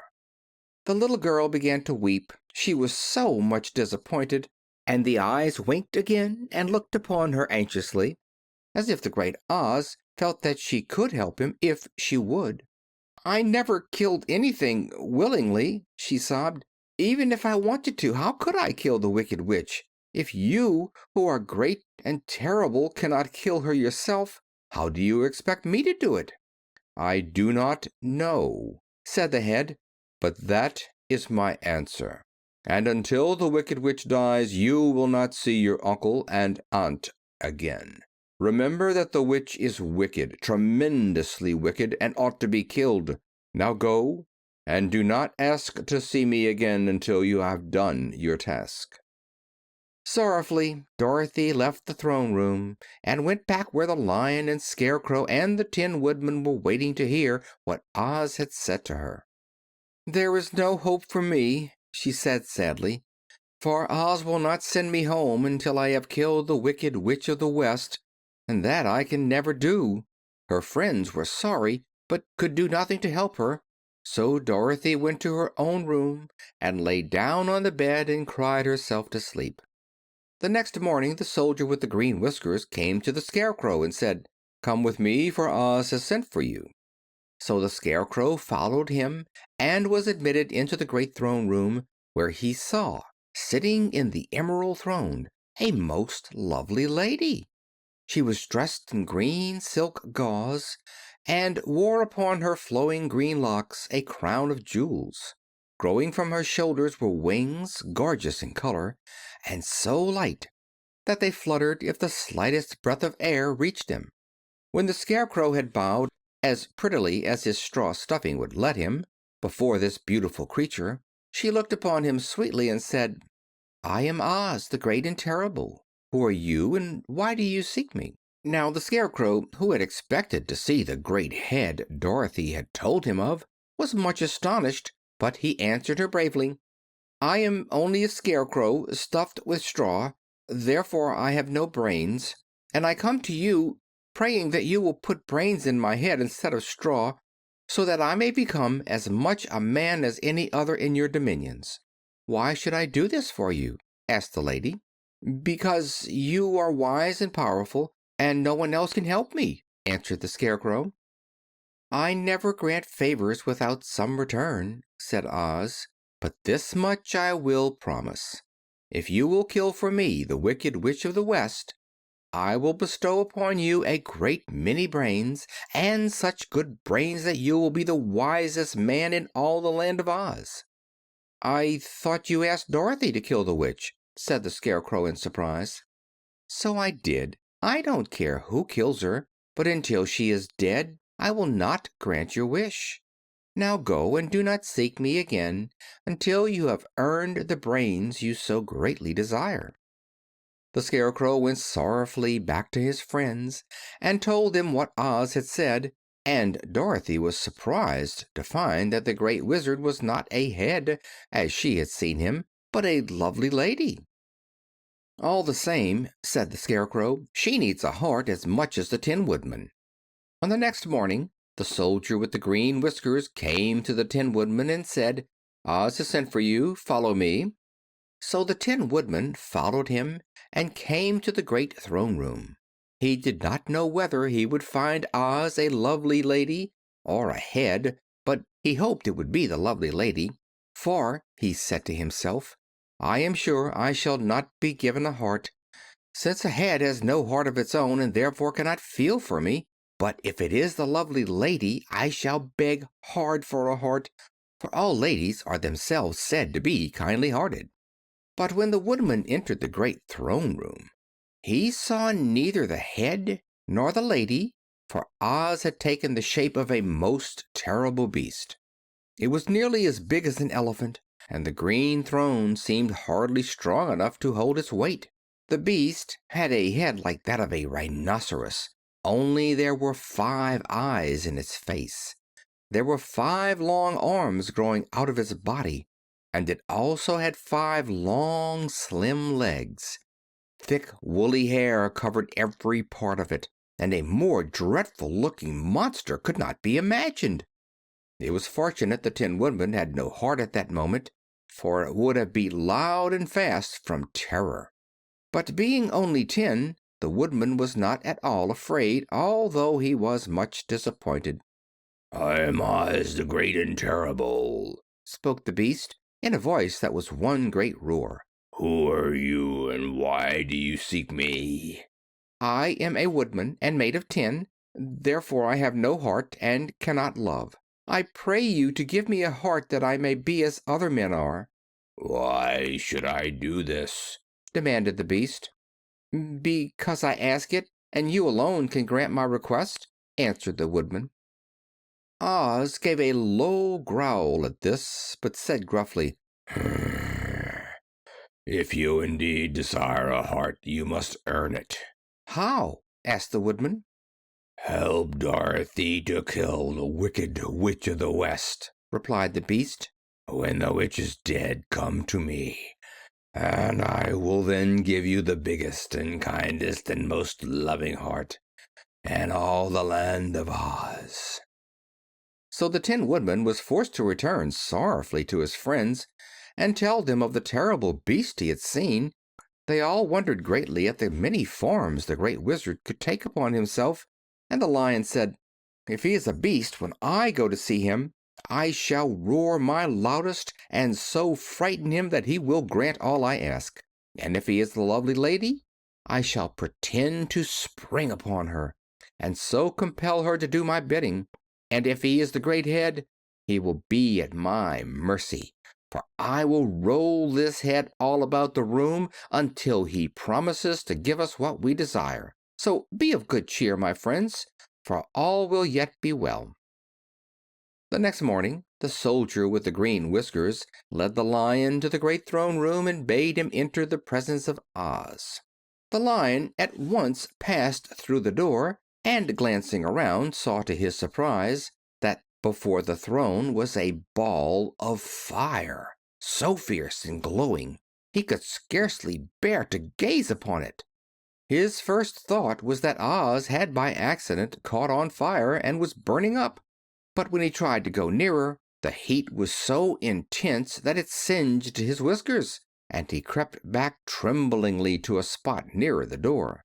Then a low, quiet voice came from the ball of fire, and these were the words it spoke: "I am Oz, the Great and Terrible. Who are you, and why do you seek me?" And the Lion answered, "I am a cowardly lion, afraid of everything. I came to you to beg that you give me courage, so that in reality I may become the King of Beasts, as men call me." "Why should I give you courage?" demanded Oz. "Because of all the wizards you are the greatest, and alone have power to grant my request," answered the Lion. The ball of fire burned fiercely for a time, and the voice said, "Bring me proof that the Wicked Witch is dead, and that moment I will give you courage. But as long as the witch lives, you must remain a coward." The Lion was angry at this speech, but could say nothing in reply, and while he stood silently gazing at the ball of fire, it became so furiously hot that he turned tail and rushed from the room.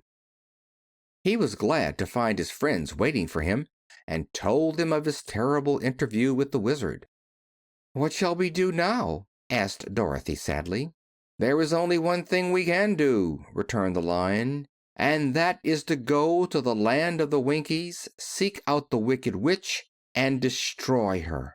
"But suppose we cannot?" said the girl. "Then I shall never have courage," declared the Lion. "And I shall never have brains," added the Scarecrow. "And I shall never have a heart," spoke the Tin Woodman. "And I shall never see Aunt Em and Uncle Henry," said Dorothy, beginning to cry. "Be careful!" cried the green girl. "The tears will fall on your green silk gown and spot it." So Dorothy dried her eyes and said, "I suppose we must try it, but I am sure I do not want to kill anybody, even to see Aunt Em again." "I will go with you, but I'm too much of a coward to kill the witch," said the Lion. "I will go too," declared the Scarecrow, "but I shall not be of much help to you. I am such a fool." "I haven't the heart to harm even a witch," replied the Tin Woodman, "but if you go, I certainly shall go with you." Thereupon it was decided to start upon their journey the next morning, and the Woodman sharpened his axe on a green grindstone and had all his joints properly oiled. The Scarecrow stuffed himself with fresh straw, and Dorothy put new paint on his eyes that he might see better. The green girl, who was very kind to them, filled Dorothy's basket with good things to eat, and fastened a little bell around Toto's neck with a green ribbon. They went to bed quite early and slept soundly until daylight, when they were awakened by the crowing of a green cock that lived in the backyard of the palace, and the cackling of a hen that had laid a green egg. End of chapter 11. Chapter 12. The Search for the Wicked Witch. The soldier with the green whiskers led them through the streets of the Emerald City until they reached the room where the guardian of the gates lived. This officer unlocked their spectacles and put them back in his great box, and then he politely opened the gate for our friends. "Which road leads to the Wicked Witch of the West?" asked Dorothy. "There is no road," answered the guardian of the gates. "No one ever wishes to go that way." "How then are we to find her?" inquired the girl.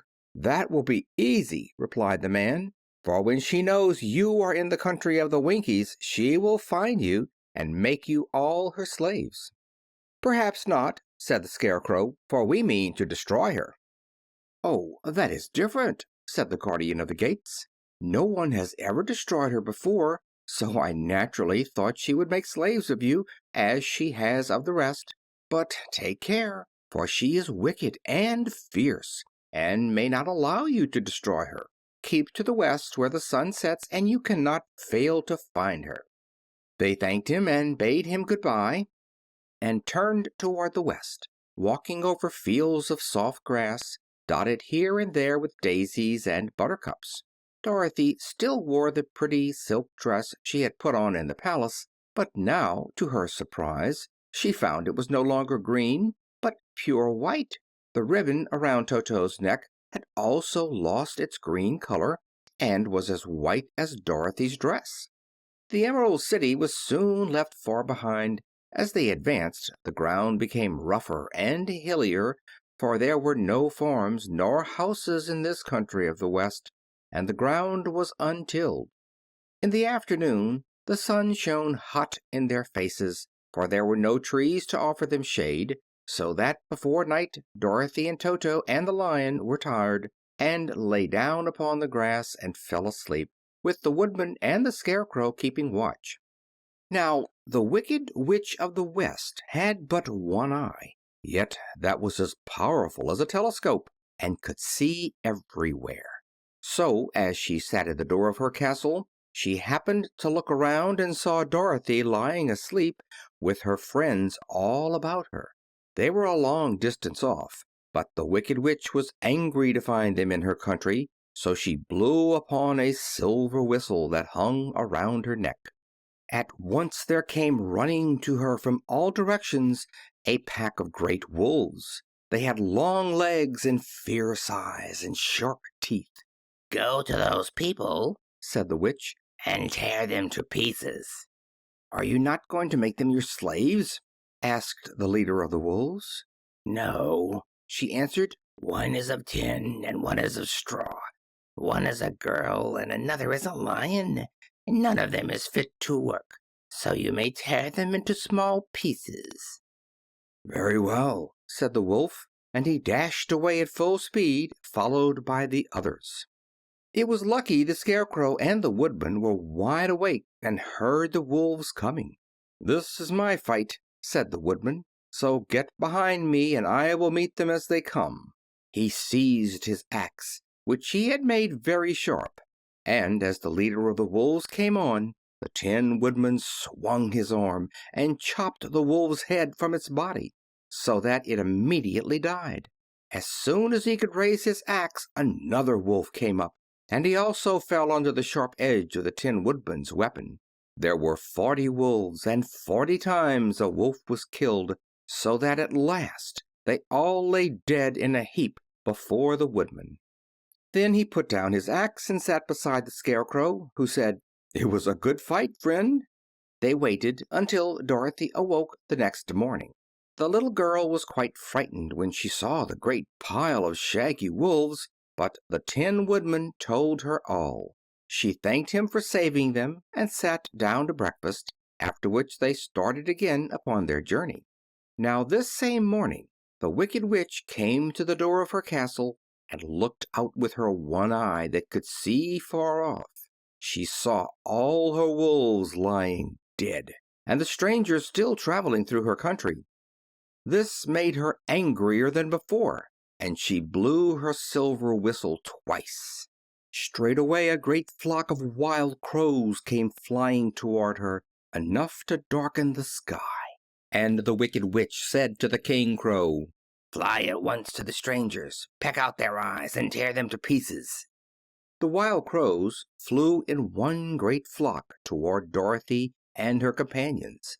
When the little girl saw them coming, she was afraid, but the Scarecrow said, "This is my battle, so lie down beside me and you will not be harmed."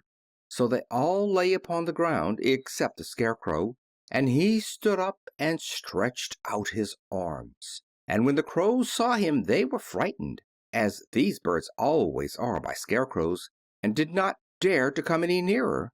But the King Crow said, "It is only a stuffed man. I will peck his eyes out."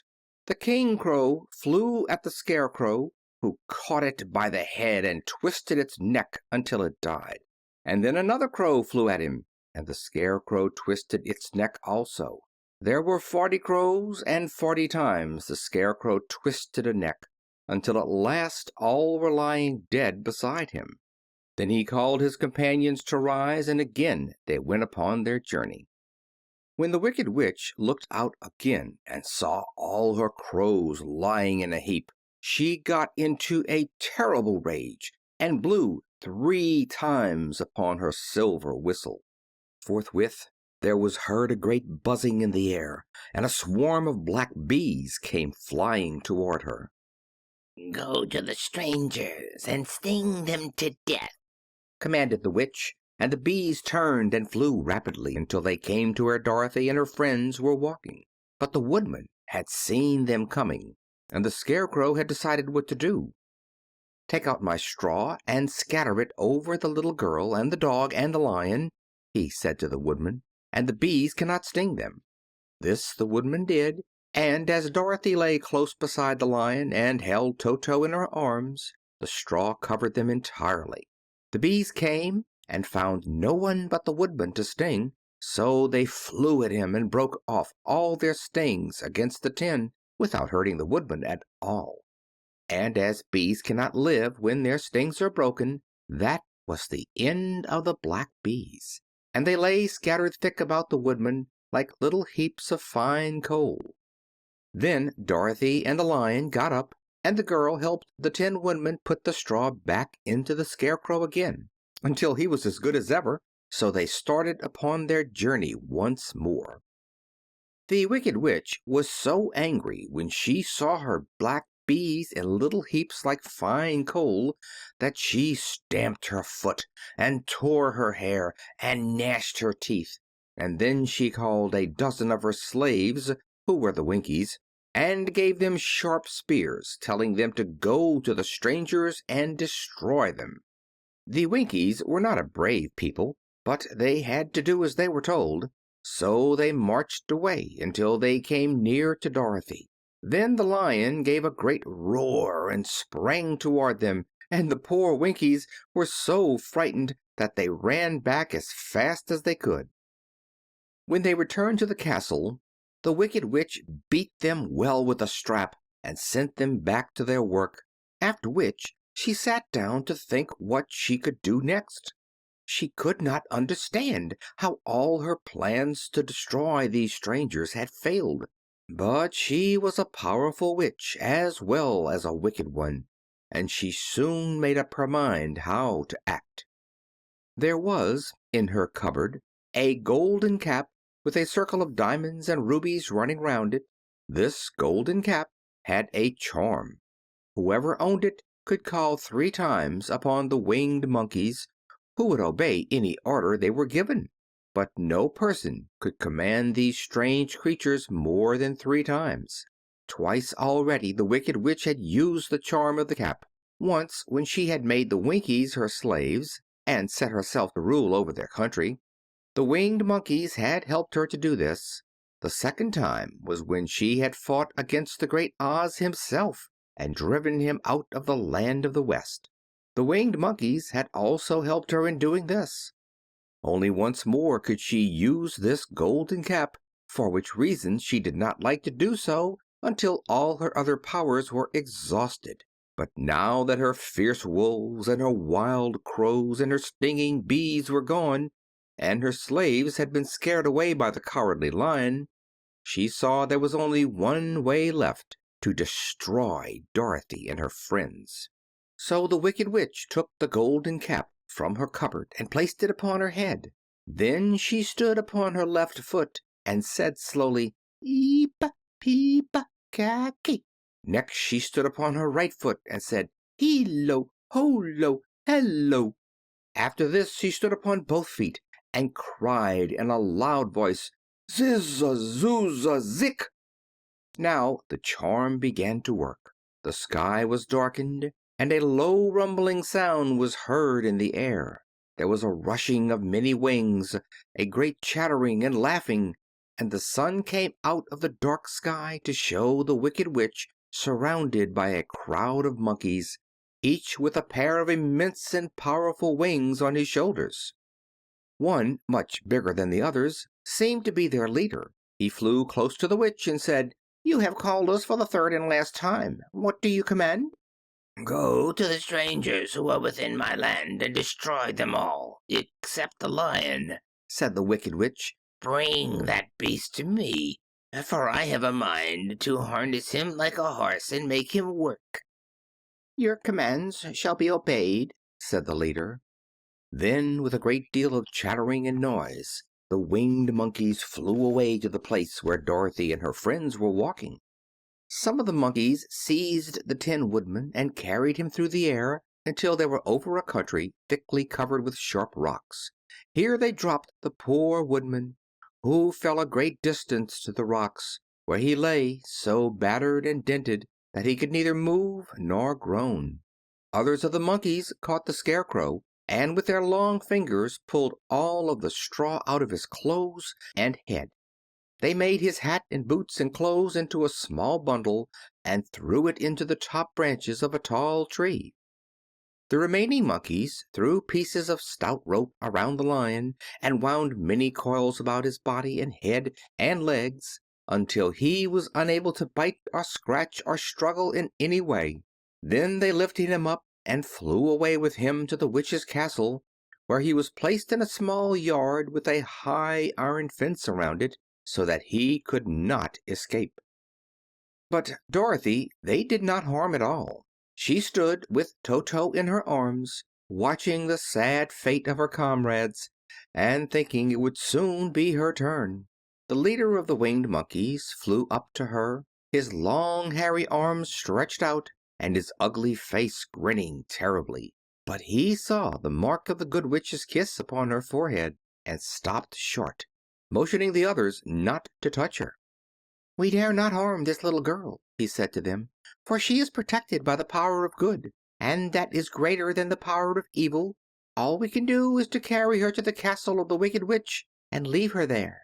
So, carefully and gently, they lifted Dorothy in their arms and carried her swiftly through the air until they came to the castle, where they set her down upon the front doorstep.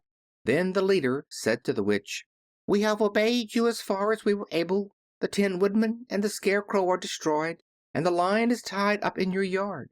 The little girl we dare not harm, nor the dog she carries in her arms. Your power over our band is now ended, and you will never see us again." Then all the winged monkeys, with much laughing and chattering and noise, flew into the air and were soon out of sight.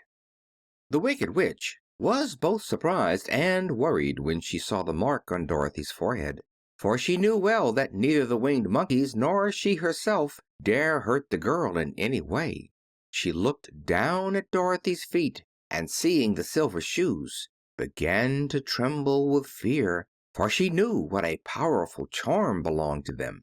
At first the witch was tempted to run away from Dorothy, but she happened to look into the child's eyes and saw how simple the soul behind them was, and that the little girl did not know of the wonderful power the silver shoes gave her. So the Wicked Witch laughed to herself and thought, "I can still make her my slave, for she does not know how to use her power." Then she said to Dorothy, harshly and severely, Come with me, and see that you mind everything I tell you, for if you do not, I will make an end of you as I did the Tin Woodman and the Scarecrow. Dorothy followed her through many of the beautiful rooms in her castle until they came to the kitchen, where the witch bade her clean the pots and kettles and sweep the floor and keep the fire fed with wood.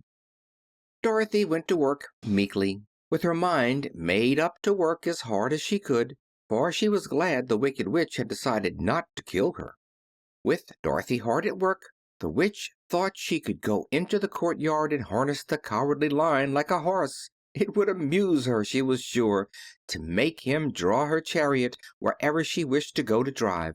But as she opened the gate, the lion gave a loud roar and bounded at her so fiercely that the witch was afraid and ran out and shut the gate again. If I cannot harness you, said the witch to the lion, speaking through the bars of the grate, I can starve you. You shall have nothing to eat until you do as I wish. So after that she took no food to the imprisoned lion, but every day she came to the gate at noon and asked, Are you ready to be harnessed like a horse? And the lion would answer, "No. If you come into this yard, I will bite you."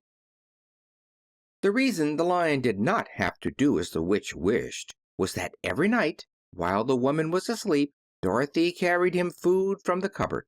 After he had eaten, he would lie down on his bed of straw, and Dorothy would lie beside him and put her head on his soft, shaggy mane, while they talked of their troubles and tried to plan some way to escape. But they could find no way to get out of the castle, for it was constantly guarded by the yellow Winkies, who were the slaves of the Wicked Witch, and too afraid of her not to do as she told them. The girl had to work hard during the day, and often the witch threatened to beat her with the same old umbrella she always carried in her hand. But in truth she did not dare to strike Dorothy because of the mark upon her forehead. The child did not know this, and was full of fear for herself and Toto. Once the witch struck Toto a blow with her umbrella, and the brave little dog flew at her and bit her leg in return. The witch did not bleed where she was bitten, for she was so wicked that the blood in her had dried up many years before. Dorothy's life became very sad as she grew to understand that it would be harder than ever to get back to Kansas and Aunt Em again. Sometimes she would cry bitterly for hours, with Toto sitting at her feet and looking into her face, whining dismally to show how sorry he was for his little mistress.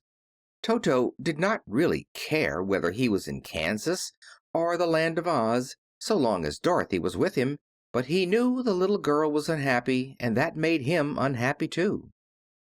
Now the Wicked Witch had a great longing to have for her own the silver shoes which the girl always wore. Her bees and her crows and her wolves were lying in heaps and drying up, and she had used up all the power of the golden cap. But if she could only get hold of the silver shoes, they would give her more power than all the other things she had lost. She watched Dorothy carefully to see if she ever took off her shoes, thinking she might steal them. But the child was so proud of her pretty shoes that she never took them off except at night and when she took her bath. The witch was too much afraid of the dark to dare go in Dorothy's room at night to take the shoes, and her dread of water was greater than her fear of the dark. So she never came near when Dorothy was bathing. Indeed, the old witch never touched water, nor ever let water touch her in any way. But the wicked creature was very cunning, and she finally thought of a trick that would give her what she wanted. She placed a bar of iron in the middle of the kitchen floor, and then, by her magic arts, made the iron invisible to human eyes, so that when Dorothy walked across the floor, she stumbled over the bar, not being able to see it, and fell at full length. She was not much hurt, but in her fall one of the silver shoes came off, and before she could reach it the witch had snatched it away and put it on her own skinny foot. The wicked woman was greatly pleased with the success of her trick, for as long as she had one of the shoes she owned half the power of their charm, and Dorothy could not use it against her even had she known how to do so.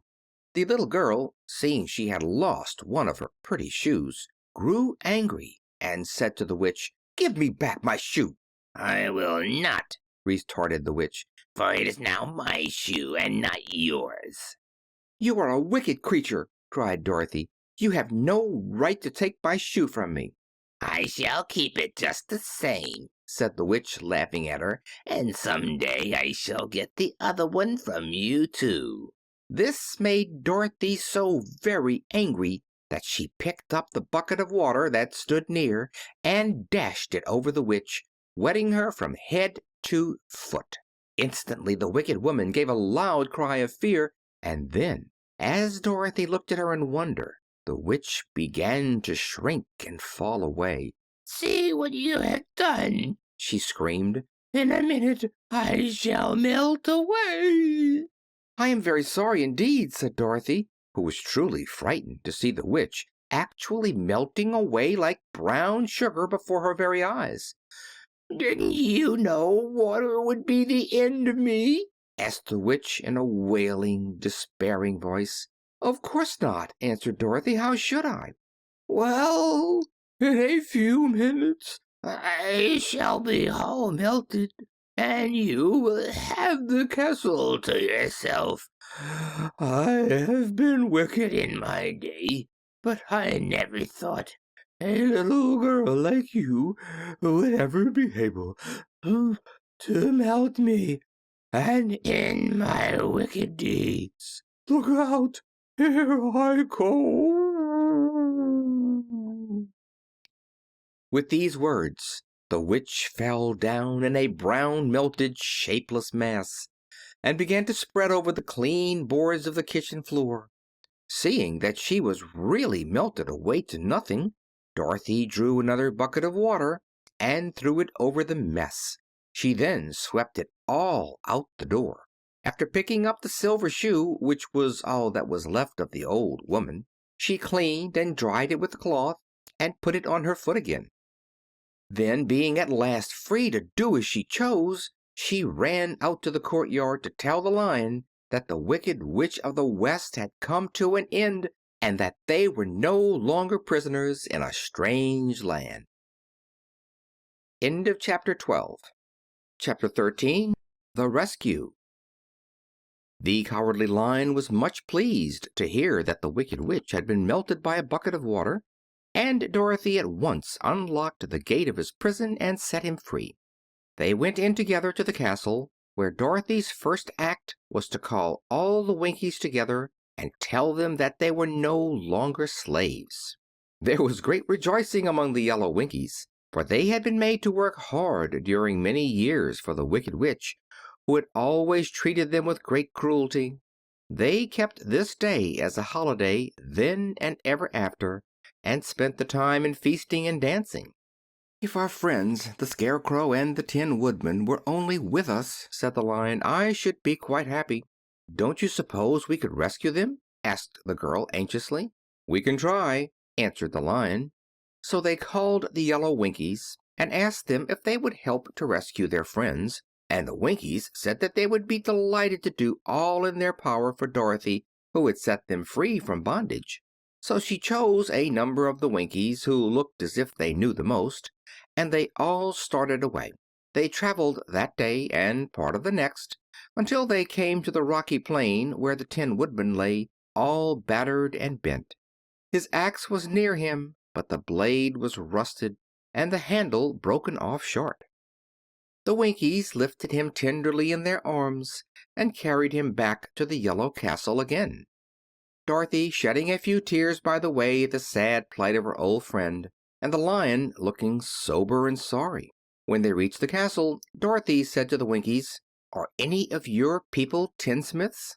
"Oh, yes, some of us are very good tinsmiths," they told her. "Then bring them to me," she said. And when the tinsmiths came, bringing with them all their tools and baskets, she inquired, "Can you straighten out those dents in the Tin Woodman, and bend him back into shape again, and solder him together where he is broken?" The tinsmiths looked over the Woodman very carefully, and then answered that they thought they could mend him so he would be as good as ever. So they set to work in one of the big yellow rooms of the castle, and worked for 3 days and 4 nights, hammering and twisting and bending and soldering and polishing and pounding at the legs and body and head of the Tin Woodman, until at last he was straightened out into his old form, and his joints worked as well as ever. To be sure, there were several patches on him, but the tinsmiths did a good job, and as the Woodman was not a vain man, he did not mind the patches at all. When at last he walked into Dorothy's room and thanked her for rescuing him, he was so pleased that he wept tears of joy, and Dorothy had to wipe every tear carefully from his face with her apron, so his joints would not be rusted. At the same time, her own tears fell thick and fast at the joy of meeting her old friend again, and these tears did not need to be wiped away. As for the Lion, he wiped his eyes so often with the tip of his tail that it became quite wet, and he was obliged to go out into the courtyard and hold it in the sun till it dried. "If only we had the Scarecrow with us again," said the Tin Woodman, when Dorothy had finished telling him everything that had happened, "I should be quite happy." "We must try to find him," said the girl. So she called the Winkies to help her, and they walked all that day and part of the next until they came to the tall tree in the branches of which the Winged Monkeys had tossed the Scarecrow's clothes. It was a very tall tree, and the trunk was so smooth that no one could climb it. But the Woodman said at once, "I'll chop it down, and then we can get the Scarecrow's clothes." Now, while the tinsmiths had been at work mending the Woodman himself, another of the Winkies, who was a goldsmith, had made an axe handle of solid gold, and fitted it to the Woodman's axe instead of the old broken handle. Others polished the blade until all the rust was removed and it glistened like burnished silver. As soon as he had spoken, the Tin Woodman began to chop, and in a short time the tree fell over with a crash, whereupon the Scarecrow's clothes fell out of the branches and rolled off on the ground. Dorothy picked them up and had the Winkies carry them back to the castle, where they were stuffed with nice, clean straw, and behold, here was the Scarecrow, as good as ever, thanking them over and over again for saving him. Now that they were reunited, Dorothy and her friends spent a few happy days at the Yellow Castle, where they found everything they needed to make them comfortable. But one day the girl thought of Aunt Em and said, "We must go back to Oz and claim his promise." "Yes," said the Woodman, "and at last I shall get my heart." "And I shall get my brains," added the Scarecrow joyfully. "And I shall get my courage," said the Lion thoughtfully. "And I shall get back to Kansas," cried Dorothy, clapping her hands. "Oh, let us start for the Emerald City tomorrow." This they decided to do. The next day they called the Winkies together and bade them good-bye. The Winkies were sorry to have them go, and they had grown so fond of the Tin Woodman that they begged him to stay and rule over them and the Yellow Land of the West. Finding they were determined to go, the Winkies gave Toto and the Lion each a golden collar, and to Dorothy they presented a beautiful bracelet studded with diamonds. And to the Scarecrow they gave a gold-headed walking stick to keep him from stumbling. And to the Tin Woodman they offered a silver oil can inlaid with gold and set with precious jewels. Every one of the travelers made the Winkies a pretty speech in return, and all shook hands with them until their arms ached. Dorothy went to the witch's cupboard to fill her basket with food for the journey, and there she saw the golden cap. She tried it on her own head and found it fitted her exactly. She did not know anything about the charm of the golden cap, but she saw that it was pretty, so she made up her mind to wear it and carry her sunbonnet in the basket. Then, being prepared for the journey, they all started for the Emerald City, and the Winkies gave them 3 cheers and many good wishes to carry with them. End of chapter 13. Chapter 14, The Winged Monkeys. You will remember there was no road, not even a pathway, between the castle of the Wicked Witch and the Emerald City. When the 4 travelers went in search of the witch, she had seen them coming, and so sent the winged monkeys to bring them to her. It was much harder to find their way back through the big fields of buttercups and yellow daisies than it was being carried. They knew, of course, that they must go straight east toward the rising sun, and they started off in the right way, but at noon, when the sun was over their heads, they did not know which was east and which was west, and that was the reason they were lost in the great fields. They kept on walking, however, and at night the moon came out and shone brightly. So they lay down among the sweet-smelling yellow flowers and slept soundly until morning, all but the Scarecrow and the Tin Woodman. The next morning the sun was behind a cloud, but they started on as if they were quite sure which way they were going.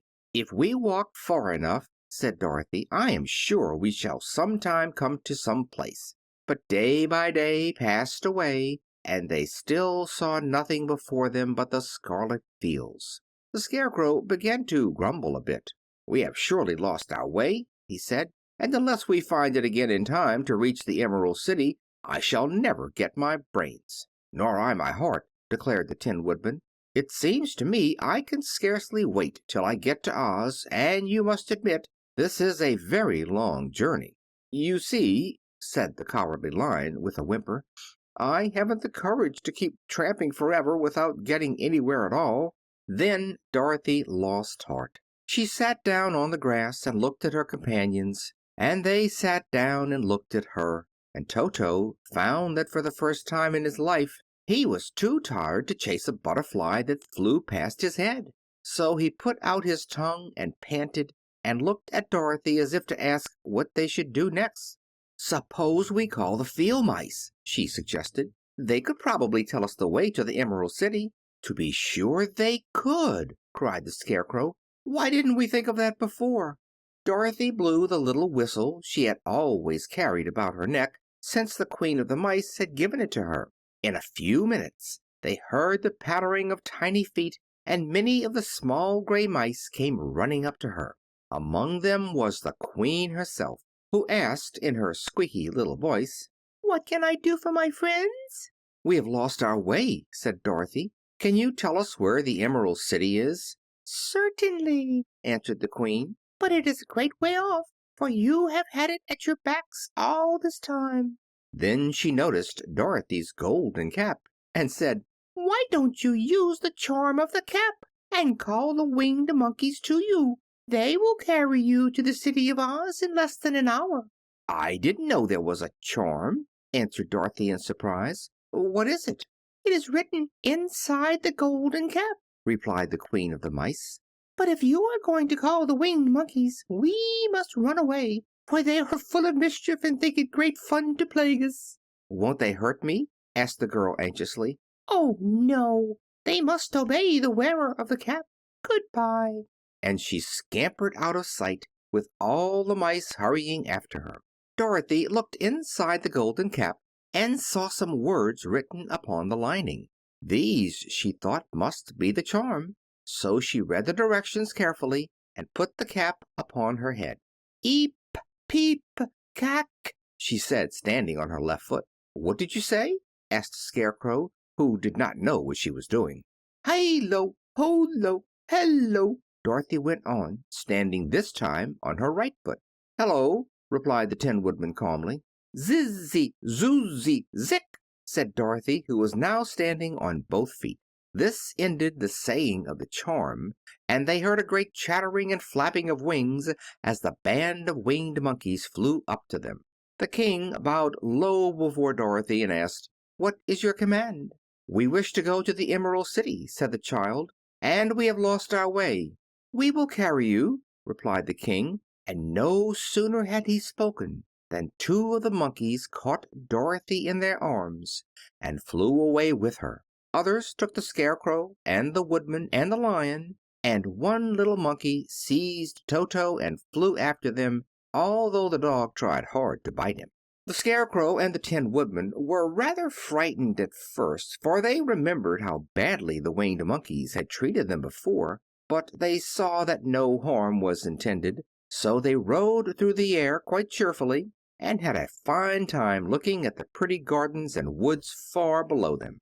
Dorothy found herself riding easily between two of the biggest monkeys, one of them the king himself.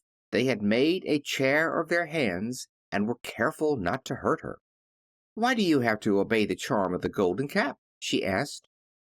"That is a long story," answered the king with a winged laugh. "But as we have a long journey before us, I will pass the time by telling you about it if you wish." "I shall be glad to hear it," she replied. "Once," began the leader, "we were a free people, living happily in the great forest, flying from tree to tree, eating nuts and fruit, and doing just as we pleased, without calling anybody master. Perhaps some of us were rather too full of mischief at times, flying down to pull the tails of animals that had no wings, chasing birds, and throwing nuts at the people who walked in the forest. But we were careless and happy and full of fun, and enjoyed every minute of the day. This was many years ago, long before Oz came out of the clouds to rule over this land. There lived here then, away at the north, a beautiful princess who was also a powerful sorceress. All her magic was used to help the people, and she was never known to hurt anyone who was good. Her name was Galette, and she lived in a handsome palace built from great blocks of ruby. Everyone loved her, but her greatest sorrow was that she could find no one to love in return, since all the men were much too stupid and ugly to mate with one so beautiful and wise. At last, however, she found a boy who was handsome and manly and wise beyond his years. Galette made up her mind that when he grew to be a man she would make him her husband. So she took him to her ruby palace and used all her magic powers to make him as strong and good and lovely as any woman could wish. When he grew to manhood, Quilala, as he was called, was said to be the best and wisest man in all the world, while his manly beauty was so great that Galette loved him dearly and hastened to make everything ready for the wedding. My grandfather was at that time the king of the winged monkeys which lived in the forest near Galette's palace, and the old fellow loved a joke better than a good dinner. One day, just before the wedding, my grandfather was flying out with his band when he saw Quelala walking beside the river. He was dressed in a rich costume of pink silk and purple velvet, and my grandfather thought he would see what he could do. At his word, the band flew down and seized Quelala, carried him in their arms until they were over the middle of the river, and then dropped him into the water. "Swim out, my fine fellow," cried my grandfather, "and see if the water has spotted your clothes." Quelala was much too wise not to swim, and he was not in the least spoiled by all his good fortune. He laughed when he came to the top of the water and swam into shore. But when Gaylette came running out to him, she found his silks and velvet all ruined by the river. The princess was angry, and she knew, of course, who did it.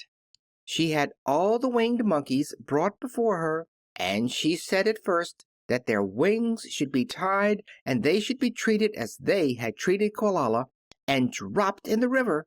But my grandfather pleaded hard, for he knew the monkeys would drown in the river with their wings tied, and Quelala said a kind word for them also, so that Gaylette finally spared them on condition that the winged monkeys should ever after do 3 times the bidding of the owner of the golden cap. This cap had been made for a wedding present to Quelala, and it is said to have cost the princess half her kingdom. Of course, my grandfather and all the other monkeys at once agreed to the condition, and that is how it happens that we are 3 times the slaves of the owner of the golden cap, whosoever he may be. "And what became of them?" asked Dorothy, who had been greatly interested in the story. "Quelala being the first owner of the golden cap," replied the monkey, "he was the first to lay his wishes upon us. As his bride could not bear the sight of us, he called us all to him in the forest after he had married her, and ordered us always to keep where she could never set eyes on a winged monkey, which we were glad to do, for we were all afraid of her. That was all we ever had to do until the golden cap fell into the hands of the wicked Witch of the West, who made us enslave the Winkies and afterward drive Oz himself out of the land of the West. Now the golden cap is yours, and 3 times you have the right to lay your wishes upon us." As the Monkey King finished his story, Dorothy looked down and saw the green, shining walls of the Emerald City before them. She wondered at the rapid flight of the monkeys, but was glad the journey was over. The strange creatures set the travelers down carefully before the gate of the city. The king bowed low to Dorothy, and then flew swiftly away, followed by all his band. "That was a good ride," said the little girl. "Yes, and a quick way out of our troubles," replied the Lion.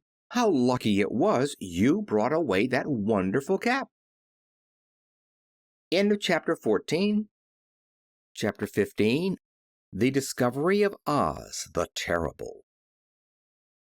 The 4 travelers walked up to the great gate of Emerald City and rang the bell. After ringing several times, it was opened by the same guardian of the gates they had met before. "What? Are you back again?" he asked in surprise. "Do you not see us?" answered the Scarecrow. "But I thought you had gone to visit the Wicked Witch of the West." "We did visit her," said the Scarecrow. "And she let you go again?" asked the man in wonder. "She could not help it, for she is melted," explained the Scarecrow. "Melted? Well, that is good news indeed," said the man. "Who melted her?" "It was Dorothy," said the Lion gravely. "Good gracious!" exclaimed the man, and he bowed very low indeed before her. Then he led them into his little room and locked the spectacles from the green box on all their eyes, just as he had done before. Afterward they passed on through the gate into the Emerald City. When the people heard from the guardian of the gates that Dorothy had melted the Wicked Witch of the West, they all gathered around the travelers and followed them in a great crowd to the palace of Oz. The soldier with the green whiskers was still on guard before the door, but he let them in at once, and they were again met by the beautiful green girl. who showed each of them to their old rooms at once, so they might rest until the great Oz was ready to receive them. The soldier had the news carried straight to Oz that Dorothy and the other travelers had come back again after destroying the Wicked Witch, but Oz made no reply. They thought the Great Wizard would send for them at once, but he did not. They had no word from him the next day, nor the next, nor the next. The waiting was tiresome and wearing, and at last they grew vexed that Oz should treat them in so poor a fashion after sending them to undergo hardships and slavery. So the Scarecrow at last asked the green girl to take another message to Oz, saying if he did not let them in to see him at once, they would call the winged monkeys to help them and find out whether he kept his promises or not. When the Wizard was given this message, he was so frightened that he sent word for them to come to the throne room at 4 minutes after 9 o'clock the next morning. He had once met the winged monkeys in the land of the West, and he did not wish to meet them again. The four travelers passed a sleepless night, each thinking of the gift Oz had promised to bestow on him. Dorothy fell asleep only once, and then she dreamed she was in Kansas, where Aunt Em was telling her how glad she was to have her little girl at home again. Promptly at 9 o'clock the next morning, the green-whiskered soldier came to them, and 4 minutes later they all went into the throne room of the great Oz. Of course, each one of them expected to see the Wizard in the shape he had taken before, and all were greatly surprised when they looked about and saw no one at all in the room. They kept close to the door and closer to one another, for the stillness of the empty room was more dreadful than any of the forms they had seen Oz take. Presently they heard a solemn voice that seemed to come from somewhere near the top of the great dome, and it said, "I am Oz the Great and Terrible. Why do you seek me?" They looked again in every part of the room, and then, seeing no one, Dorothy asked, "Where are you?" "I am everywhere," answered the voice. "but to the eyes of common mortals I am invisible. I will now seat myself upon my throne that you may converse with me." Indeed, the voice seemed just then to come straight from the throne itself. So they walked toward it and stood in a row while Dorothy said, "We have come to claim our promise, O Oz." "What promise?" asked Oz. "You promised to send me back to Kansas when the Wicked Witch was destroyed," said the little girl. "And you promised to give me brains," said the Scarecrow. "And you promised to give me a heart," said the Tin Woodman. "And you promised to give me courage," said the Cowardly Lion. "Is the Wicked Witch really destroyed?" asked the voice, and Dorothy thought it trembled a little. "Yes," she answered. "I melted her with a bucket of water." "Dear me," said the voice. "how sudden. Well, come to me tomorrow, for I must have time to think it over." "You've had plenty of time already," said the Tin Woodman angrily. "We shan't wait a day longer," said the Scarecrow. "You must keep your promises to us," exclaimed Dorothy. The Lion thought it might be as well to frighten the Wizard, so he gave a loud, large roar, which was so fierce and dreadful that Toto jumped away from him in alarm and tipped over the screen that stood in a corner. As it fell with a crash, they looked that way, and the next moment all of them were filled with wonder, for they saw, standing in just the spot the screen had hidden, a little old man with a bald head and a wrinkled face, who seemed to be as much surprised as they were. The Tin Woodman, raising his axe, rushed toward the little man and cried out, "Who are you?" "I am Oz the Great and Terrible," said the little man in a trembling voice. "But don't strike me, please don't, and I'll do anything you want me to." Our friends looked at him in surprise and dismay. "I thought Oz was a great head," said Dorothy. "And I thought Oz was a lovely lady," said the Scarecrow. "And I thought Oz was a terrible beast," said the Tin Woodman. "And I thought Oz was a ball of fire," exclaimed the Lion. "No, you are all wrong. said the little man meekly. "I have been making believe." "Making believe?" cried Dorothy. "Are you not a great wizard?" "Hush, my dear," he said. "Don't speak so loud, or you will be overheard, and I should be ruined. I'm supposed to be a great wizard." "And aren't you?" she asked. "Not a bit of it, my dear. I'm just a common man." "You're more than that," said the Scarecrow in a grieved tone. "You're a humbug." "Exactly so," declared the little man, rubbing his hands together as if it pleased him. "I am a humbug." "But this is terrible," said the Tin Woodman. "How shall I ever get my heart?" "Or my courage?" asked the Lion. "Or my brains?" wailed the Scarecrow, wiping the tears from his eyes with his coat sleeve. "My dear friends," said Oz, "I pray you not to speak of these little things. Think of me, and the terrible trouble I'm in at being found out." "Doesn't anyone else know you're a humbug?" asked Dorothy. "No one knows it but you four and myself," replied Oz. "I have fooled everyone so long that I thought I should never be found out. It was a great mistake, my ever letting you into the throne room.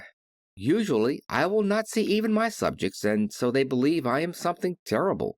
"But I don't understand," said Dorothy in bewilderment. "How was it that you appeared to me as a great head?" "That was one of my tricks," answered Oz. "Step this way, please, and I will tell you all about it." He led the way to a small chamber in the rear of the throne room, and they all followed him. He pointed to one corner in which lay the great head, made out of many thicknesses of paper and a carefully painted face. "This I hung from the ceiling by a wire," said Oz. "I stood behind the screen and pulled a thread to make the eyes move and the mouth open." "But how about the voice?" she inquired. "Oh, I am a ventriloquist," said the little man. "I can throw the sound of my voice wherever I wish, so that you thought it was coming out of the head. Here are the other things I used to deceive you." He showed the Scarecrow the dress and the mask he had worn when he seemed to be the lovely lady, and the Tin Woodman saw that his terrible beast was nothing but a lot of skins sewn together, with slats to keep their sides out. As for the ball of fire, the false wizard had hung that also from the ceiling. It was really a ball of cotton, but when oil was poured upon it, the ball burned fiercely. "Really," said the Scarecrow, "you ought to be ashamed of yourself for being such a humbug." I certainly am," answered the little man sorrowfully. "But it was the only thing I could do. Sit down, please. There are plenty of chairs, and I will tell you my story."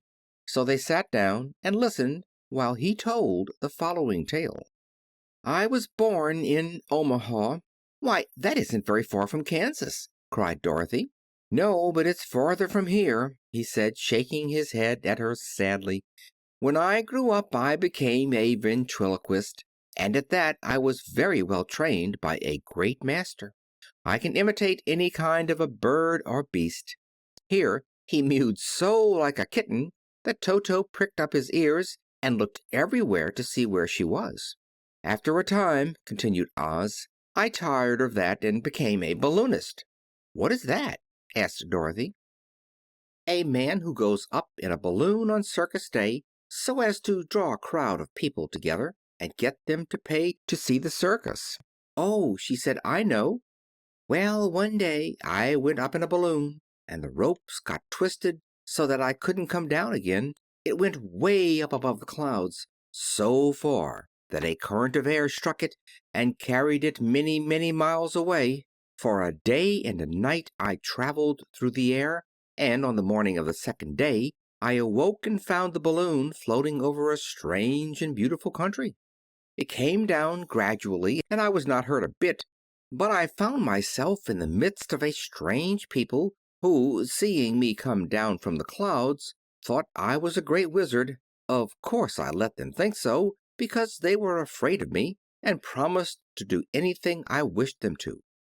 Just to amuse myself and keep the good people busy, I ordered them to build this city and my palace, and they did it all willingly and well.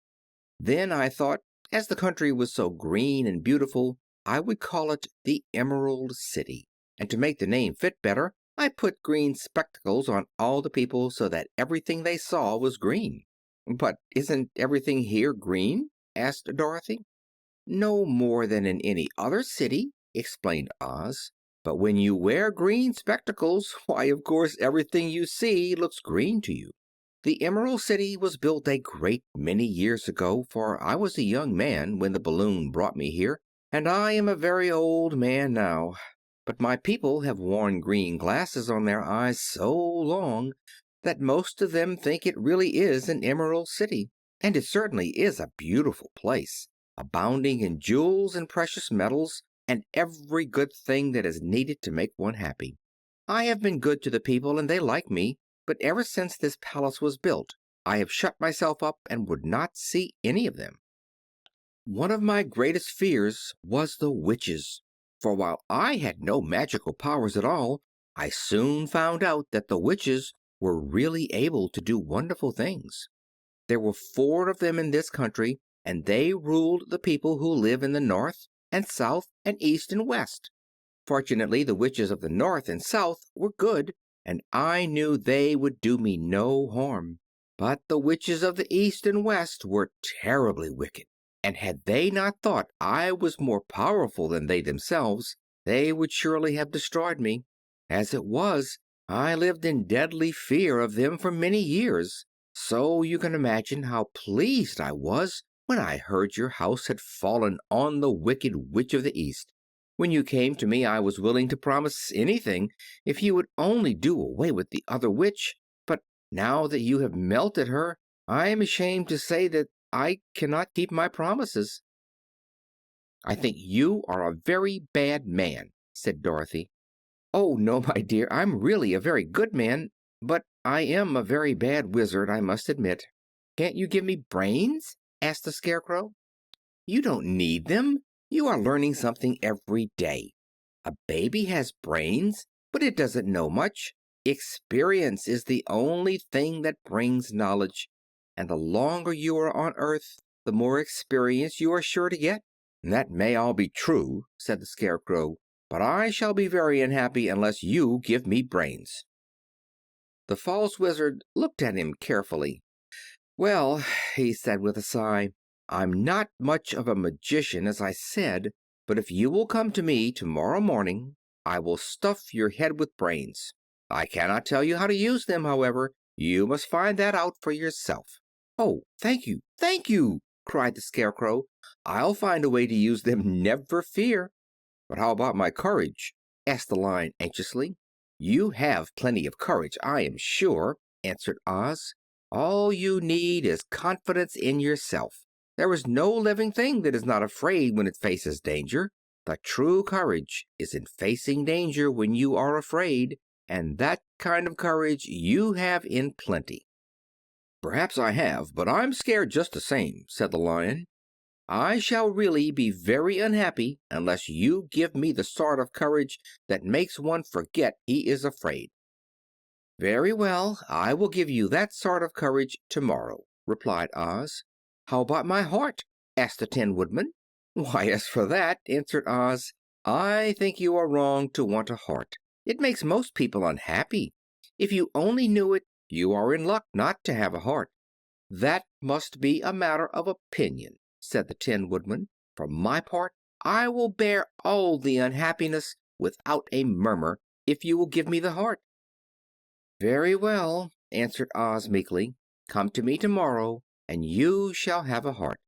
I have played wizard for so many years that I may as well continue the part a little longer." "And now," said Dorothy, "how am I to get back to Kansas?" "We'll have to think about that," replied the little man. "Give me 2 or 3 days to consider the matter, and I'll try to find a way to carry you over the desert. In the meantime, you shall all be treated as my guests, and while you live in the palace, my people will wait upon you and obey your slightest wish. There is only one thing I ask in return for my help, such as it is. You must keep my secret and tell no one I am a humbug." They agreed to say nothing of what they had learned, and went back to their rooms in high spirits. Even Dorothy had hoped that the great and terrible humbug, as she called him, would find a way to send her back to Kansas, and if he did, she was willing to forgive him everything. End of chapter 15. Chapter 16. The Magic Art of the Great Humbug. Next morning, the Scarecrow said to his friends, "Congratulate me. I am going to Oz to get my brains at last. When I return, I shall be as other men are." "I have always liked you as you were," said Dorothy simply. "It is kind of you to like a scarecrow," he replied, "but surely you will think more of me when you hear the splendid thoughts my new brain is going to turn out." Then he said goodbye to them all in a cheerful voice and went to the throne room, where he rapped upon the door. "Come in," said Oz. The Scarecrow went in and found the little man sitting down by the window, engaged in deep thought. "I have come for my brains," remarked the Scarecrow a little uneasily. "Oh, yes, sit down in that chair, please," replied Oz. "You must excuse me for taking your head off, but I shall have to do it in order to put your brains in their proper place." "That's all right," said the Scarecrow. "You are quite welcome to take my head off, as long as it will be a better one when you put it on again." So the Wizard unfastened his head and emptied out the straw. Then he entered the back room and took up a measure of bran, which he mixed with a great many pins and needles. Having shaken them together thoroughly, he filled the top of the Scarecrow's head with the mixture and stuffed the rest of the space with straw to hold it in place. When he had fastened the Scarecrow's head on his body again, he said to him, "Hereafter you will be a great man, for I have given you a lot of brand new brains." The Scarecrow was both pleased and proud at the fulfillment of his greatest wish, and having thanked Oz warmly, he went back to his friends. Dorothy looked at him curiously. His head was quite bulged out at the top with his brains. "How do you feel?" she asked. "I feel wise indeed," he answered earnestly. "When I get used to my brains, I shall know everything." "Why are those needles and pins sticking out of your head?" asked the Tin Woodman. "That is proof that he is sharp," remarked the Lion. "Well, I must go to Oz and get my heart," said the Woodman. So he walked to the throne room and knocked at the door. "Come in," called Oz, and the Woodman entered and said, "I have come for my heart." "Very well," answered the little man, "but I shall have to cut a hole in your breast so I can put your heart in the right place. I hope it won't hurt you." "Oh, no," answered the Woodman. "I shall not feel it at all." So Oz brought a pair of tinsmith's shears and cut a small square hole in the left side of the Tin Woodman's breast. Then, going to a chest of drawers, he took out a pretty heart made entirely of silk and stuffed with sawdust. "Isn't it a beauty?" he asked. "It is indeed," replied the Woodman, who was greatly pleased. "But is it a kind heart?" "Oh, very," answered Oz. He put the heart in the Woodman's breast and then replaced the square of tin, soldering it neatly together where it had been cut. "There," he said, "now you have a heart that any man might be proud of. I'm sorry I had to put a patch on your breast, but it really couldn't be helped." "Never mind the patch," exclaimed the happy Woodman. "I'm very grateful to you, and shall never forget your kindness." "Don't speak of it," replied Oz. Then the Tin Woodman went back to his friends, who wished him every joy on account of his good fortune. The Lion now walked to the throne room and knocked at the door. "Come in," said Oz. "I have come for my courage," announced the Lion, entering the room. "Very well," answered the little man. "I will get it for you." He went to a cupboard and, reaching up to a high shelf, took down a square green bottle, the contents of which he poured into a green gold dish, beautifully carved. Placing this before the Cowardly Lion, who sniffed at it as if he did not like it, the Wizard said, "Drink." "What is it?" asked the Lion. "Well," answered Oz, "if it were inside of you, it would be courage. You know, of course, that courage is always inside one, so that this really cannot be called courage until you have swallowed it." Therefore, I advise you to drink it as soon as possible." The Lion hesitated no longer, but drank till the dish was empty. "How do you feel now?" asked Oz. "Full of courage," replied the Lion, who went joyfully back to his friends to tell them of his good fortune. Oz, left to himself, smiled to think of his success in giving the Scarecrow and the Tin Woodman and the Lion exactly what they thought they wanted. "How can I help being a humbug," he said, "when all these people make me do things that everybody knows can't be done? It was easy to make the Scarecrow and the Lion and the Woodman happy because they imagined I could do anything. But it will take more than imagination to carry Dorothy back to Kansas, and I'm sure I don't know how it can be done." End of chapter 16. Chapter 17. How the Balloon was Launched. For 3 days Dorothy heard nothing from Oz. These were sad days for the little girl, although her friends were all quite happy and contented. The Scarecrow told them there were wonderful thoughts in his head, but he would not say what they were because he knew no one could understand them but himself. When the Tin Woodman walked about, he felt his heart rattling around in his breast, and he told Dorothy he had discovered it to be a kinder and more tender heart than the one he had owned when he was made of flesh. The Lion declared he was afraid of nothing on earth, and would gladly face an army or a dozen of the fierce Kalidahs. Thus each of the little party was satisfied except Dorothy, who longed more than ever to get back to Kansas. On the 4th day, to her great joy, Oz sent for her, and when she entered the throne room he greeted her pleasantly. "Sit down, my dear. I think I have found the way to get you out of this country." "And back to Kansas?" she asked eagerly. "Well, I'm not sure about Kansas," said Oz, "for I haven't the faintest notion which way it lies. But the first thing to do is to cross the desert, and then it should be easy to find your way home." "How can I cross the desert?" she inquired. "Well, I'll tell you what I think," said the little man. "You see, when I came to this country, it was in a balloon. You also came through the air, being carried by a cyclone. So I believe the best way to get across the desert will be through the air. Now, it is quite beyond my powers to make a cyclone, but I've been thinking the matter over, and I believe I can make a balloon." "How?" asked Dorothy. "A balloon," said Oz, "is made of silk, which is coated with glue to keep the gas in. I have plenty of silk in the palace, so it will be no trouble to make the balloon, but in all this country there is no gas to fill the balloon with to make it float." "If it won't float," remarked Dorothy, "it will be of no use to us." "True," answered Oz, "but there is another way to make it float, which is to fill it with hot air. Hot air isn't as good as gas, for if the air should get cold the balloon would come down in the desert and we should be lost." "We!" exclaimed the girl. "Are you going with me?" "Yes, of course," replied Oz. "I am tired of being such a humbug. If I should go out of this palace my people would soon discover I am not a wizard, and then they would be vexed with me for having deceived them. So I have to stay shut up in these rooms all day, and it gets tiresome. I'd much rather go back to Kansas with you and be in a circus again."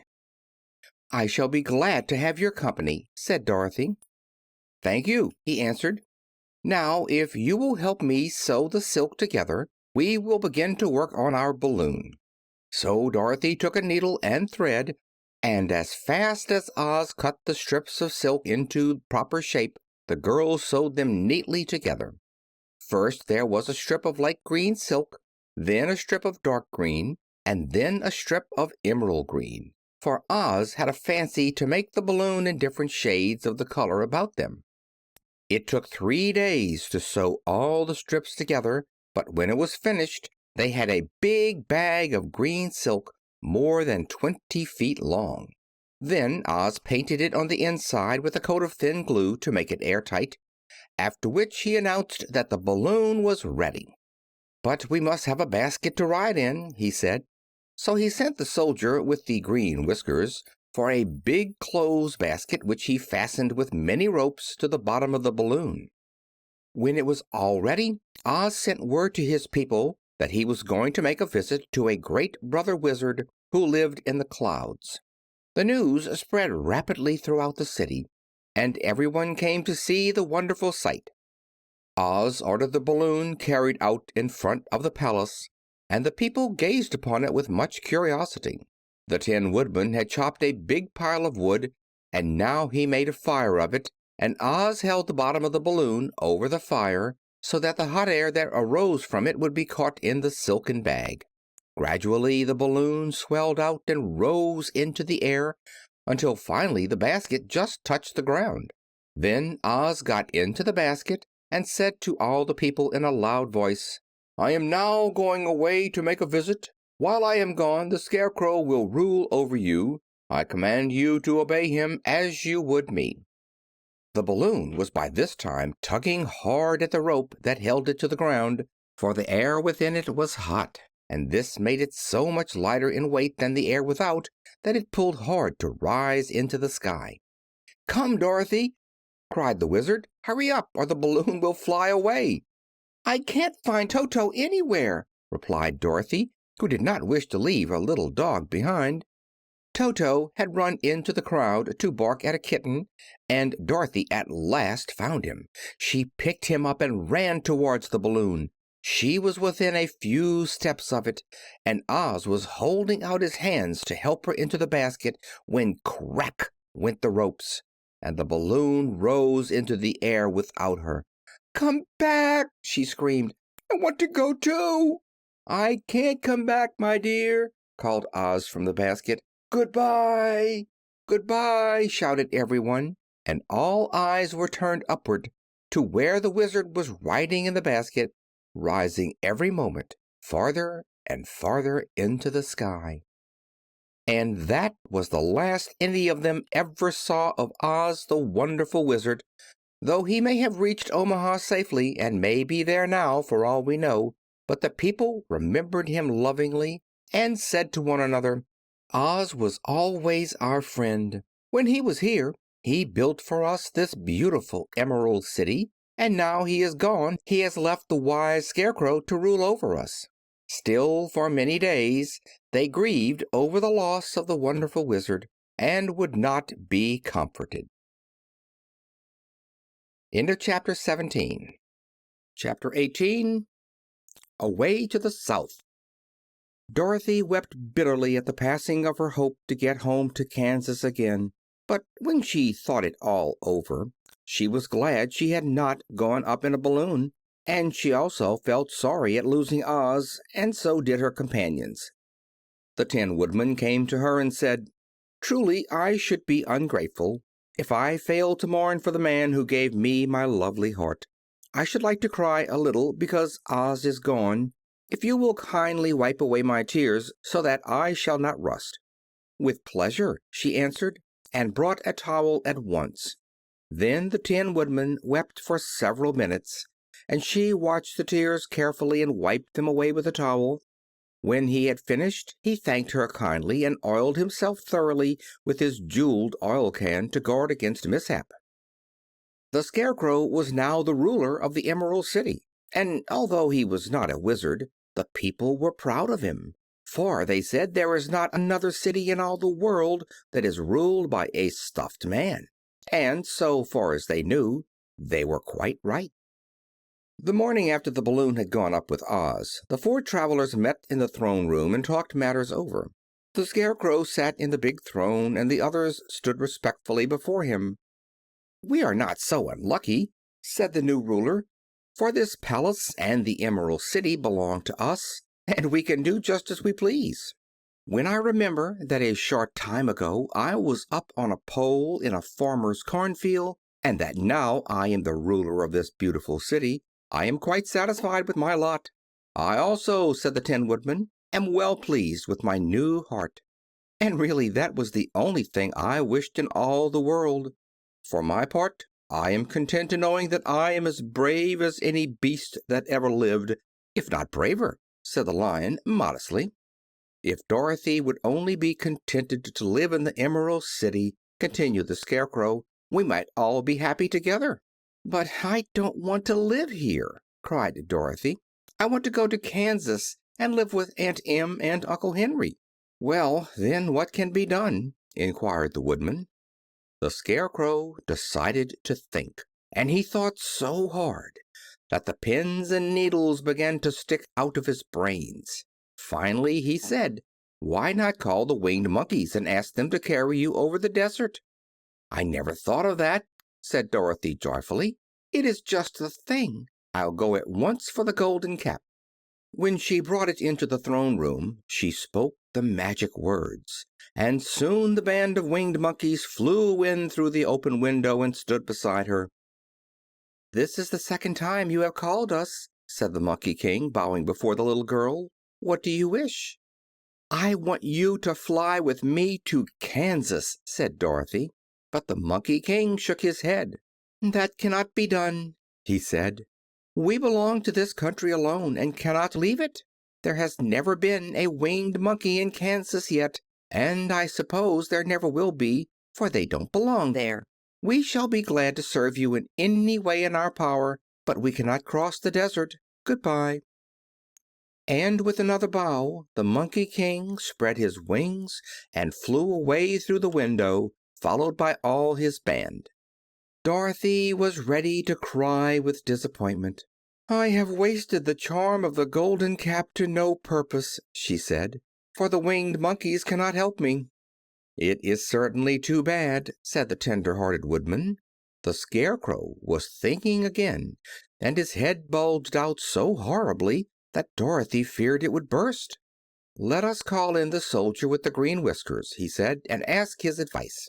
So the soldier was summoned and entered the throne room timidly, for while Oz was alive he never was allowed to come farther than the door. "This little girl," said the Scarecrow to the soldier, "wishes to cross the desert. How can she do so?" "I cannot tell," answered the soldier, "for nobody has ever crossed the desert, unless it is Oz himself." "Is there no one who can help me?" asked Dorothy earnestly. "Glinda might," he suggested. "Who is Glinda?" inquired the Scarecrow. "The Witch of the South. She is the most powerful of all the witches and rules over the Quadlings. Besides, her castle stands on the edge of the desert, so she may know a way to cross it." "Glinda is a good witch, isn't she?" asked the child. "The Quadlings think she is good," said the soldier, "and she is kind to everyone. I have heard that Glinda is a beautiful woman who knows how to keep young in spite of the many years she has lived." "How can I get to her castle?" asked Dorothy. "The road is straight to the south," he answered, "but it is said to be full of dangers to travelers. There are wild beasts in the woods and a race of queer men who do not like strangers to cross their country. For this reason none of the Quadlings ever come to the Emerald City." The soldier then left them, and the Scarecrow said, "It seems, in spite of dangers, that the best thing Dorothy can do is to travel to the land of the South and ask Glinda to help her. For, of course, if Dorothy stays here she will never get back to Kansas." "You must have been thinking again," remarked the Tin Woodman. "I have," said the Scarecrow. "I shall go with Dorothy," declared the Lion, "for I am tired of your city and long for the woods and the country again. I am really a wild beast, you know. Besides, Dorothy will need someone to protect her." "That is true," agreed the Woodman. "My axe may be of service to her, so I also will go with her to the land of the South." "When shall we start?" asked the Scarecrow. "Are you going?" they asked in surprise. "Certainly. If it wasn't for Dorothy, I should never have had brains. She lifted me from the pole in the cornfield and brought me to the Emerald City. So my good luck is all due to her, and I shall never leave her until she starts back to Kansas for good and all." "Thank you," said Dorothy gratefully. "You are all very kind to me, but I should like to start as soon as possible." "We shall go tomorrow morning," returned the Scarecrow. "So now let us all get ready, for it will be a long journey." End of chapter 18. Chapter 19, Attacked by the Fighting Trees. The next morning, Dorothy kissed the pretty green girl goodbye, and they all shook hands with the soldier with the green whiskers, who had walked with them as far as the gate. When the guardian of the gate saw them again, he wondered greatly that they could leave the beautiful city to get into new trouble, but he at once unlocked their spectacles, which he put back into the green box, and gave them many good wishes to carry with them. "You are now our ruler," he said to the Scarecrow, "so you must come back to us as soon as possible." "I certainly shall if I am able," the Scarecrow replied, "but I must help Dorothy to get home first." As Dorothy bade the good-natured guardian a last farewell, she said, "I have been very kindly treated in your lovely city, and everyone has been good to me. I cannot tell you how grateful I am." "Don't try, my dear," he answered. "We should like to keep you with us, but if it is your wish to return to Kansas, I hope you will find a way." He then opened the gate of the outer wall, and they walked forth and started upon their journey. The sun shone brightly as our friends turned their faces toward the land of the South. They were all in the best of spirits and laughed and chatted together. Dorothy was once more filled with the hope of getting home, and the Scarecrow and the Tin Woodman were glad to be of use to her. As for the Lion, he sniffed the fresh air with delight and whisked his tail from side to side in pure joy at being in the country again, while Toto ran around them and chased the moths and butterflies, barking merrily all the time. "City life does not agree with me at all," remarked the Lion as they walked along at a brisk pace. "I have lost much flesh since I lived there, and now I am anxious for a chance to show the other beasts how courageous I have grown." They now turned and took a last look at the Emerald City. All they could see was a mass of towers and steeples behind the green walls, and high up above everything the spires and dome of the Palace of Oz. "Oz was not such a bad wizard, after all," said the Tin Woodman, as he felt his heart rattling around in his breast. "He knew how to give me brains, and very good brains, too," said the Scarecrow. "If Oz had taken a dose of the same courage he gave me," added the Lion, "he would have been a brave man." Dorothy said nothing. Oz had not kept the promise he made her, but he had done his best, so she forgave him. As he said, he was a good man, even if he was a bad wizard. The first day's journey was through the green fields and bright flowers that stretched about the Emerald City on every side. They slept that night on the grass with nothing but the stars over them, and they rested very well indeed. In the morning they traveled on until they came to a thick wood. There was no way of going around it, for it seemed to extend to the right and left as far as they could see, and besides, they did not dare change the direction of their journey for fear of getting lost. So they looked for the place where it would be easiest to get into the forest. The Scarecrow, who was in the lead, finally discovered a big tree with such wide-spreading branches that there was room for the party to pass underneath. So he walked forward to the tree, but just as he came under the first branches, they bent down and twined around him, and the next minute he was raised from the ground and flung headlong among his fellow travelers. This did not hurt the Scarecrow, but it surprised him, and he looked rather dizzy when Dorothy picked him up. "Here is another space between the trees," called the Lion. "Let me try it first," said the Scarecrow, "for it doesn't hurt me to get thrown about." He walked up to the tree as he spoke, but its branches immediately seized him and tossed him back again. "This is strange!" exclaimed Dorothy. "What shall we do?" "The trees seem to have made up their minds to fight us and stop our journey," remarked the Lion. "I believe I will try it myself," said the Woodman, and shouldering his axe, he marched up to the first tree that had handled the Scarecrow so roughly. When a big branch bent down to seize him, the Woodman chopped at it so fiercely that he cut it in two. At once the tree began shaking all its branches as if in pain, and the Tin Woodman passed safely under it. "Come on!" he shouted to the others. "Be quick!" They all ran forward and passed under the tree without injury, except Toto, who was caught by a small branch and shaken until he howled, but the Woodman promptly chopped off the branch and set the little dog free. The other trees of the forest did nothing to keep them back, so they made up their mind that only the first row of trees could bend down their branches, and that probably these were the policemen of the forest, and given this wonderful power in order to keep strangers out of it. The four travelers walked with ease through the trees until they came to the farther edge of the wood. Then, to their surprise, they found before them a high wall which seemed to be made of white china. It was smooth, like the surface of a dish, and higher than their heads. "What shall we do now?" asked Dorothy. "I will make a ladder," said the Tin Woodman, "for we certainly must climb over the wall." End of chapter 19. Chapter 20. The Dainty China Country. While the Woodman was making a ladder from wood which he found in the forest, Dorothy lay down and slept, for she was tired by the long walk. The Lion also curled himself up to sleep, and Toto lay beside him. The Scarecrow watched the Woodman while he worked, and said to him, "I cannot think why this wall is here, nor what it is made of."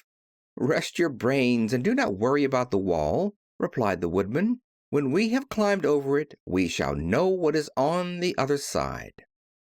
After a time the ladder was finished. It looked clumsy, but the Tin Woodman was sure it was strong and would answer their purpose. The Scarecrow waked Dorothy and the Lion and Toto and told them that the ladder was ready. The Scarecrow climbed up the ladder first, but he was so awkward that Dorothy had to follow close behind and keep him from falling off. When he got his head over the top of the wall, the Scarecrow said, "Oh, my!" "Go on!" exclaimed Dorothy. So the Scarecrow climbed farther up and sat down on the top of the wall, and Dorothy put her head over and cried, "Oh, my!" just as the Scarecrow had done. Then Toto came up and immediately began to bark, but Dorothy made him be still. The Lion climbed the ladder next, and the Tin Woodman came last, but both of them cried, "Oh, my!" as soon as they looked over the wall. When they were all sitting in a row on the top of the wall, they looked down and saw a strange sight. Before them was a great stretch of country, having a floor as smooth and shining and white as the bottom of a big platter. Scattered around were many houses made entirely of china and painted in the brightest colors. These houses were quite small, the biggest of them reaching only as high as Dorothy's waist. There were also pretty little barns with china fences around them, and many cows and sheep and horses and pigs and chickens, all made of china, were standing about in groups. But the strangest of all were the people who lived in this queer country. There were milkmaids and shepherdesses, with brightly colored bodices and golden spots all over their gowns, and princesses with most gorgeous frocks of silver and gold and purple, and shepherds dressed in knee breeches with pink and yellow and blue stripes down them, and golden buckles on their shoes, and princes with jeweled crowns upon their heads, wearing ermine robes and satin doublets, and funny clowns in ruffled gowns with round red spots upon their cheeks and tall pointed caps. And, strangest of all, these people were all made of china, even to their clothes, and were so small that the tallest of them was no higher than Dorothy's knee. No one did so much as look at the travelers at first, except one little purple china dog with an extra large head, which came to the wall and barked at them in a tiny voice, afterwards running away again. "How shall we get down?" asked Dorothy. They found the ladder so heavy they could not pull it up. So the Scarecrow fell off the wall, and the others jumped down upon him so that the hard floor would not hurt their feet. Of course, they took pains not to light on his head and get the pins in their feet. When all were safely down, they picked up the Scarecrow, whose body was quite flattened out, and patted his straw into shape again. "We must cross this strange place in order to get to the other side," said Dorothy, "for it would be unwise for us to go any other way except due south." They began walking through the country of the China people, and the first thing they came to was a China milkmaid milking a China cow. As they drew near, the cow suddenly gave a kick and kicked over the stool, the pail, and even the milkmaid herself, and all fell on the china ground with a great clatter. Dorothy was shocked to see that the cow had broken her leg off, and that the pail was lying in several small pieces, while the poor milkmaid had a nick in her left elbow. There, cried the milkmaid angrily. See what you have done. My cow has broken her leg, and I must take her to the mender's shop and have it glued on again. What do you mean by coming here and frightening my cow? "I'm very sorry," returned Dorothy. "Please forgive us." But the pretty milkmaid was much too vexed to make an answer. She picked up the leg sulkily and led her cow away, the poor animal limping on 3 legs. As she left them, the milkmaid cast many reproachful glances over her shoulder at the clumsy strangers, holding her nicked elbow close to her side. Dorothy was quite grieved at this mishap. "We must be very careful here," said the kind-hearted Woodman, "or we may hurt these pretty little people so they will never get over it." A little farther on, Dorothy met a most beautifully dressed young princess, who stopped short as she saw the strangers and started to run away. Dorothy wanted to see more of the princess, so she ran after her, but the China girl cried out, "Don't chase me! Don't chase me!" She had such a frightened little voice that Dorothy stopped and said, "Why not?" "Because," answered the princess, also stopping a safe distance away, "if I run, I may fall down and break myself." "But could you not be mended?" asked the girl. "Oh, yes, but one is never so pretty after being mended, you know," replied the princess. "I suppose not," said Dorothy. "Now there is Mr. Joker, one of our clowns," continued the China lady, "who is always trying to stand upon his head. He has broken himself so often that he is mended in 100 places and doesn't look at all pretty. Here he comes now, so you can see for yourself." Indeed, a jolly little clown came walking toward them, and Dorothy could see that in spite of his pretty clothes of red and yellow and green, he was completely covered with cracks, running every which way and showing plainly that he had been mended in many places. The clown put his hands in his pockets, and after puffing out his cheeks and nodding his head at them saucily, he said, "My lady fair, why do you stare at poor old Mr. Joker? You're quite as stiff and prim as if you'd eaten up a poker." "Be quiet, sir," said the princess. "Can't you see these are strangers and should be treated with respect?" "Well, that's respect, I expect," declared the clown, and immediately stood upon his head. "Don't mind Mr. Joker," said the princess to Dorothy. "he is considerably cracked in his head, and that makes him foolish." "Oh, I don't mind him a bit," said Dorothy. "But you are so beautiful," she continued, "that I am sure I could love you dearly. Won't you let me carry you back to Kansas and stand you on Aunt Em's mantle? I could carry you in my basket." "That would make me very unhappy," answered the China princess. "You see, here in our country we live contentedly and can talk and move around as we please, but whenever any of us are taken away, our joints at once stiffen, and we can only stand straight and look pretty. Of course, that is all that is expected of us when we are on mantels and cabinets and drawing-room tables, but our lives are much pleasanter here in our own country."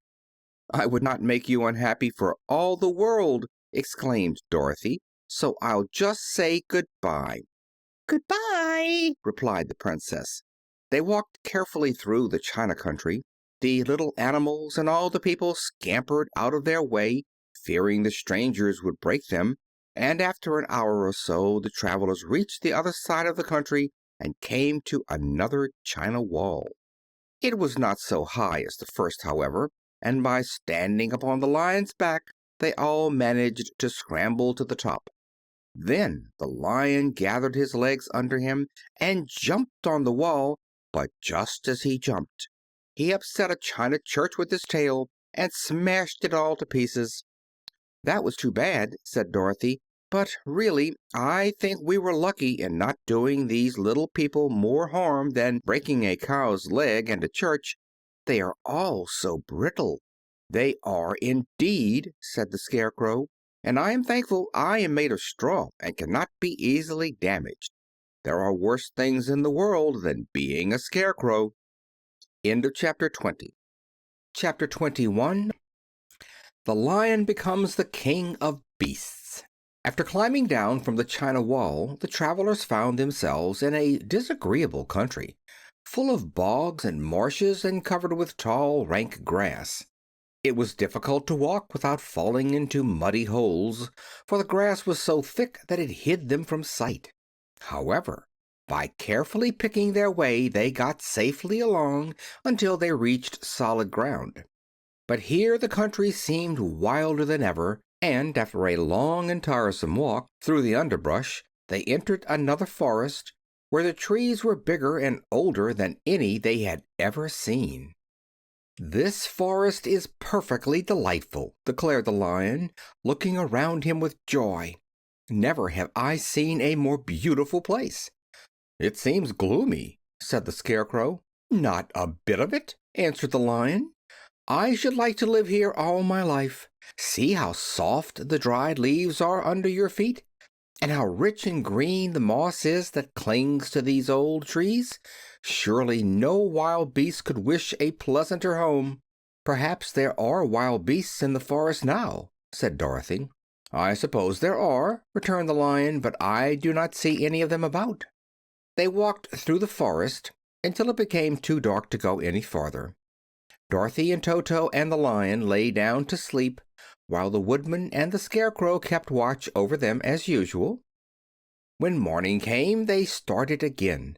Before they had gone far, they heard a low rumble, as of the growling of many wild animals. Toto whimpered a little, but none of the others was frightened, and they kept along the well-trodden path until they came to an opening in the wood, in which were gathered hundreds of beasts of every variety. There were tigers and elephants and bears and wolves and foxes and all the others in the natural history, and for a moment Dorothy was afraid. But the Lion explained that the animals were holding a meeting, and he judged by their snarling and growling that they were in great trouble. As he spoke, several of the beasts caught sight of him, and at once the great assemblage hushed as if by magic. The biggest of the tigers came up to the Lion and bowed, saying, "Welcome, O King of Beasts. You have come in good time to fight our enemy and bring peace to all the animals of the forest once more." "What is your trouble?" asked the Lion quietly. "We are all threatened," answered the tiger, "by a fierce enemy which has lately come into this forest. It is a most tremendous monster, like a great spider, with a body as big as an elephant and legs as long as a tree trunk. It has 8 of these long legs, and as the monster crawls through the forest, he seizes an animal with a leg and drags it to his mouth, where he eats it as a spider does a fly. Not one of us is safe while this fierce creature is alive, and we had called a meeting to decide how to take care of ourselves when you came among us." The Lion thought for a moment. "Are there any other lions in this forest?" he asked. "No, there were some, but the monster has eaten them all. And besides, there were none of them nearly so large and brave as you.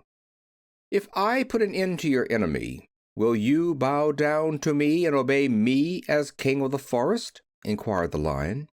"We will do that gladly," returned the tiger, and all the other beasts roared with a mighty roar. "We will." "Where is this great spider of yours now?" asked the Lion. "Yonder, among the oak trees," said the tiger, pointing with his forefoot. "Take good care of these friends of mine," said the Lion, "and I will go at once to fight the monster." He bade his comrades good-bye and marched proudly away to do battle with the enemy. The great spider was lying asleep when the Lion found him, and it looked so ugly that its foe turned up his nose in disgust. Its legs were quite as long as the tiger had said, and its body was covered with coarse black hair. It had a great mouth with a row of sharp teeth a foot long, but its head was joined to the pudgy body by a neck as slender as a wasp's waist. This gave the Lion a hint of the best way to attack the creature, and he knew it was easier to fight it asleep than awake. He gave a great spring and landed directly upon the monster's back. Then, with one blow of his heavy paw, all armed with sharp claws, he knocked the spider's head from its body. Jumping down, he watched it until the long legs stopped wiggling, when he knew it was quite dead. The Lion went back to the opening where the beasts of the forest were waiting for him and said proudly, "You need fear your enemy no longer." Then the beasts bowed down to the Lion as their king, and he promised to come back and rule over them as soon as Dorothy was safely on her way to Kansas. End of Chapter 21. Chapter 22, The Country of the Quadlings. The four travelers passed through the rest of the forest in safety, and when they came out from its gloom, saw before them a steep hill, covered from top to bottom with great pieces of rock. "That will be a hard climb," said the Scarecrow, "but we must get over the hill, nevertheless." So he led the way, and the others followed. They had nearly reached the first rock when they heard a rough voice cry out, "Keep back!" "Who are you?" asked the Scarecrow. Then a head showed itself over the rock, and the same voice said, "This hill belongs to us, and we don't allow anyone to cross it." "But we must cross it," said the Scarecrow. "We're going to the country of the Quadlings." "But you shall not," replied the voice, and there stepped from behind the rock the strangest man the travelers had ever seen. He was quite short and stout, and had a big head, which was flat at the top and supported by a thick neck full of wrinkles. But he had no arms at all, and seeing this, the Scarecrow did not fear that so helpless a creature could prevent them from climbing the hill. So he said, "I'm sorry not to do as you wish, but we must pass over the hill whether you like it or not," and he walked boldly forward. As quick as lightning, the man's head shot forward, and his neck stretched out until the top of the head, where it was flat, struck the Scarecrow in the middle and sent him tumbling over and over down the hill. Almost as quickly as it came, the head went back to the body, and the man laughed harshly as he said, "It isn't as easy as you think." A chorus of boisterous laughter came from the other rocks, and Dorothy saw hundreds of the armless hammerheads upon the hillside, one behind every rock. The Lion became quite angry at the laughter caused by the Scarecrow's mishap, and giving a loud roar that echoed like thunder, he dashed up the hill. Again a head shot swiftly out, and the great Lion went rolling down the hill as if he had been struck by a cannonball. Dorothy ran down and helped the Scarecrow to his feet, and the Lion came up to her feeling rather bruised and sore, and said, "It is useless to fight people with shooting heads. No one can withstand them." "What then can we do?" she asked. "Call the winged monkeys," suggested the Tin Woodman. "You still have the right to command them once more." "Very well," she answered, and putting on the golden cap, she uttered the magic words. The monkeys were as prompt as ever, and in a few moments the entire band stood before her. "What are your commands?" inquired the King of the Monkeys, bowing low. "Carry us over the hill to the country of the Quadlings," answered the girl.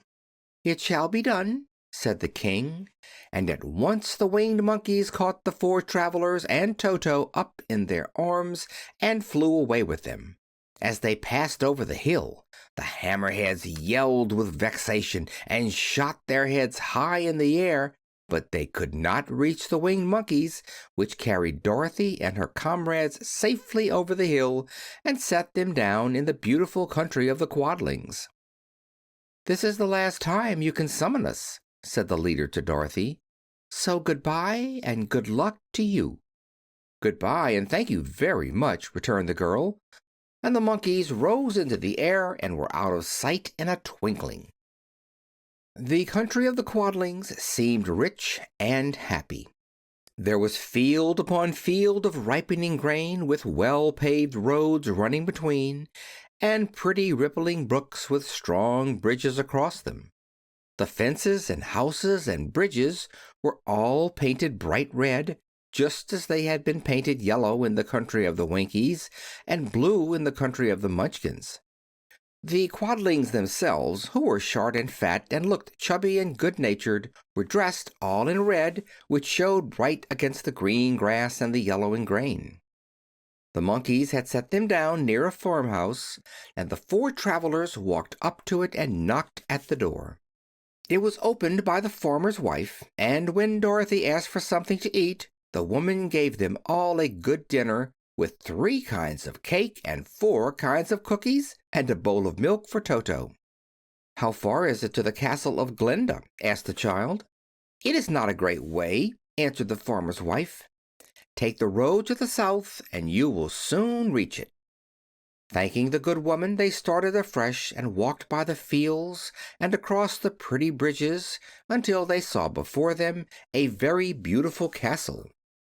Before the gates were 3 young girls, dressed in handsome red uniforms trimmed with gold braid, and as Dorothy approached, one of them said to her, "Why have you come to the South Country?"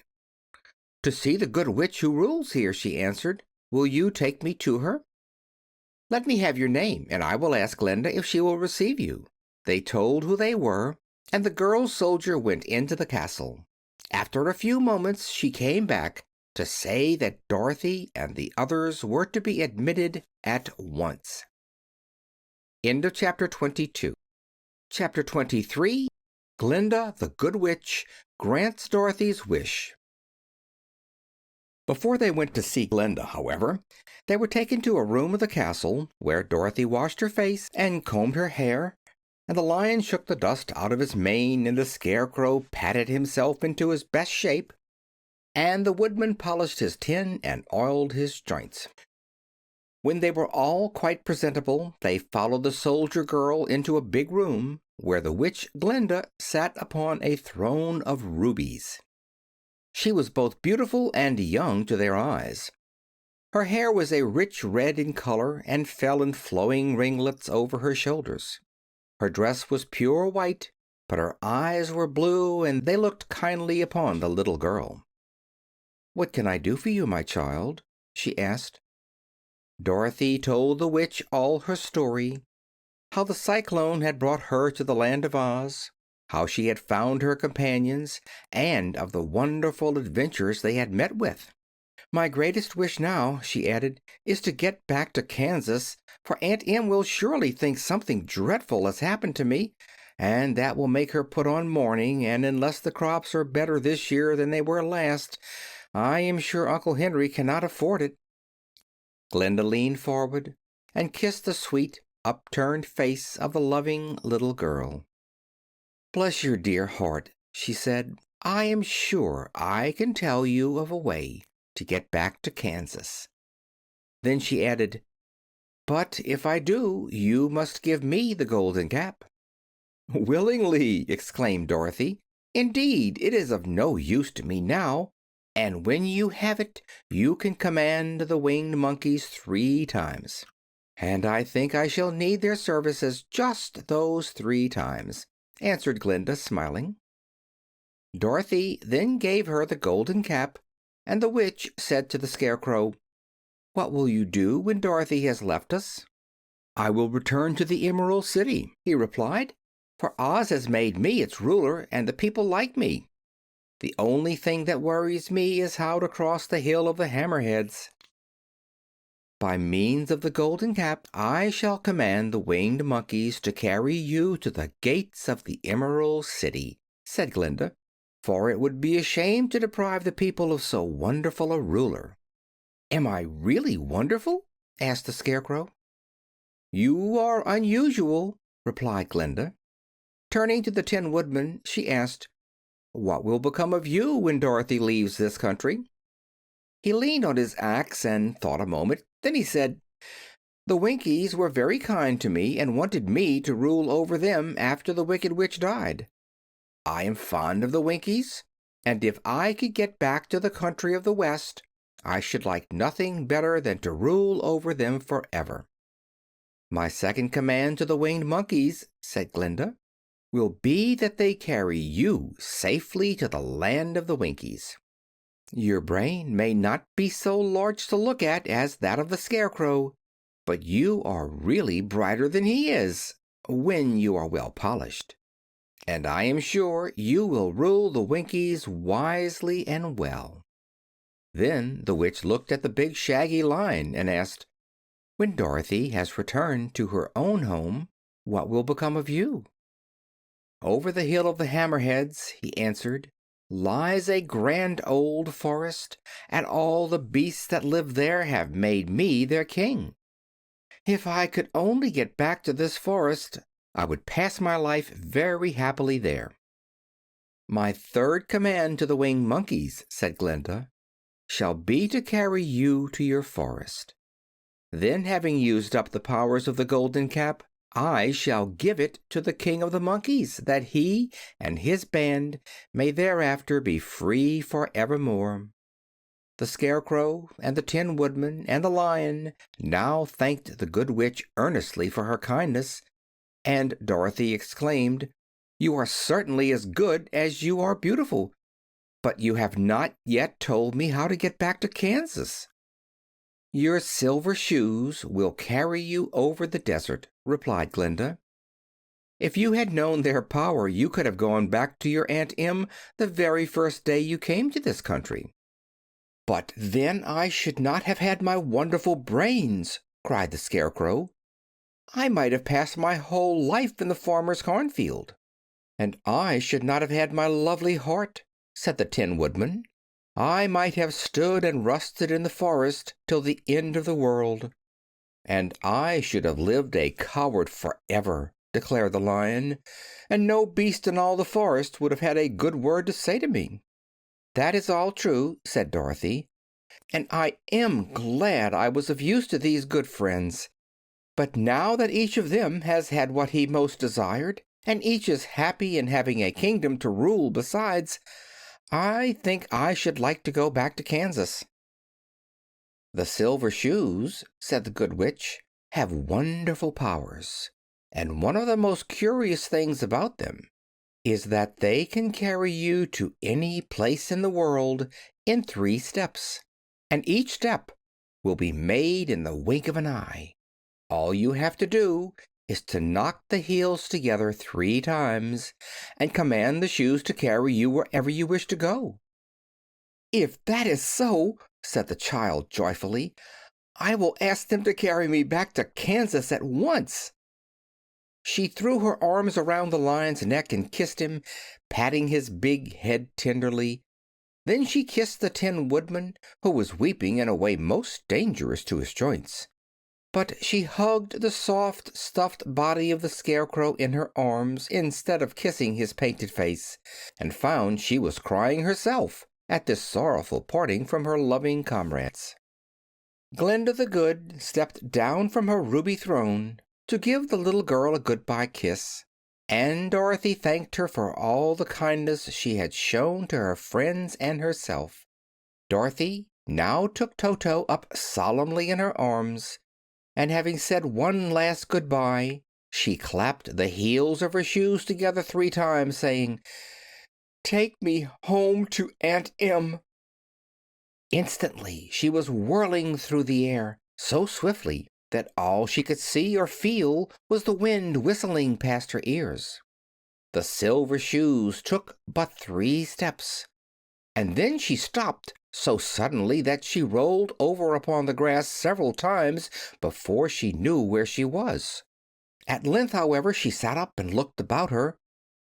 "Good gracious!" she cried, for she was sitting on the broad Kansas prairie, and just before her was the new farmhouse Uncle Henry built after the cyclone had carried away the old one.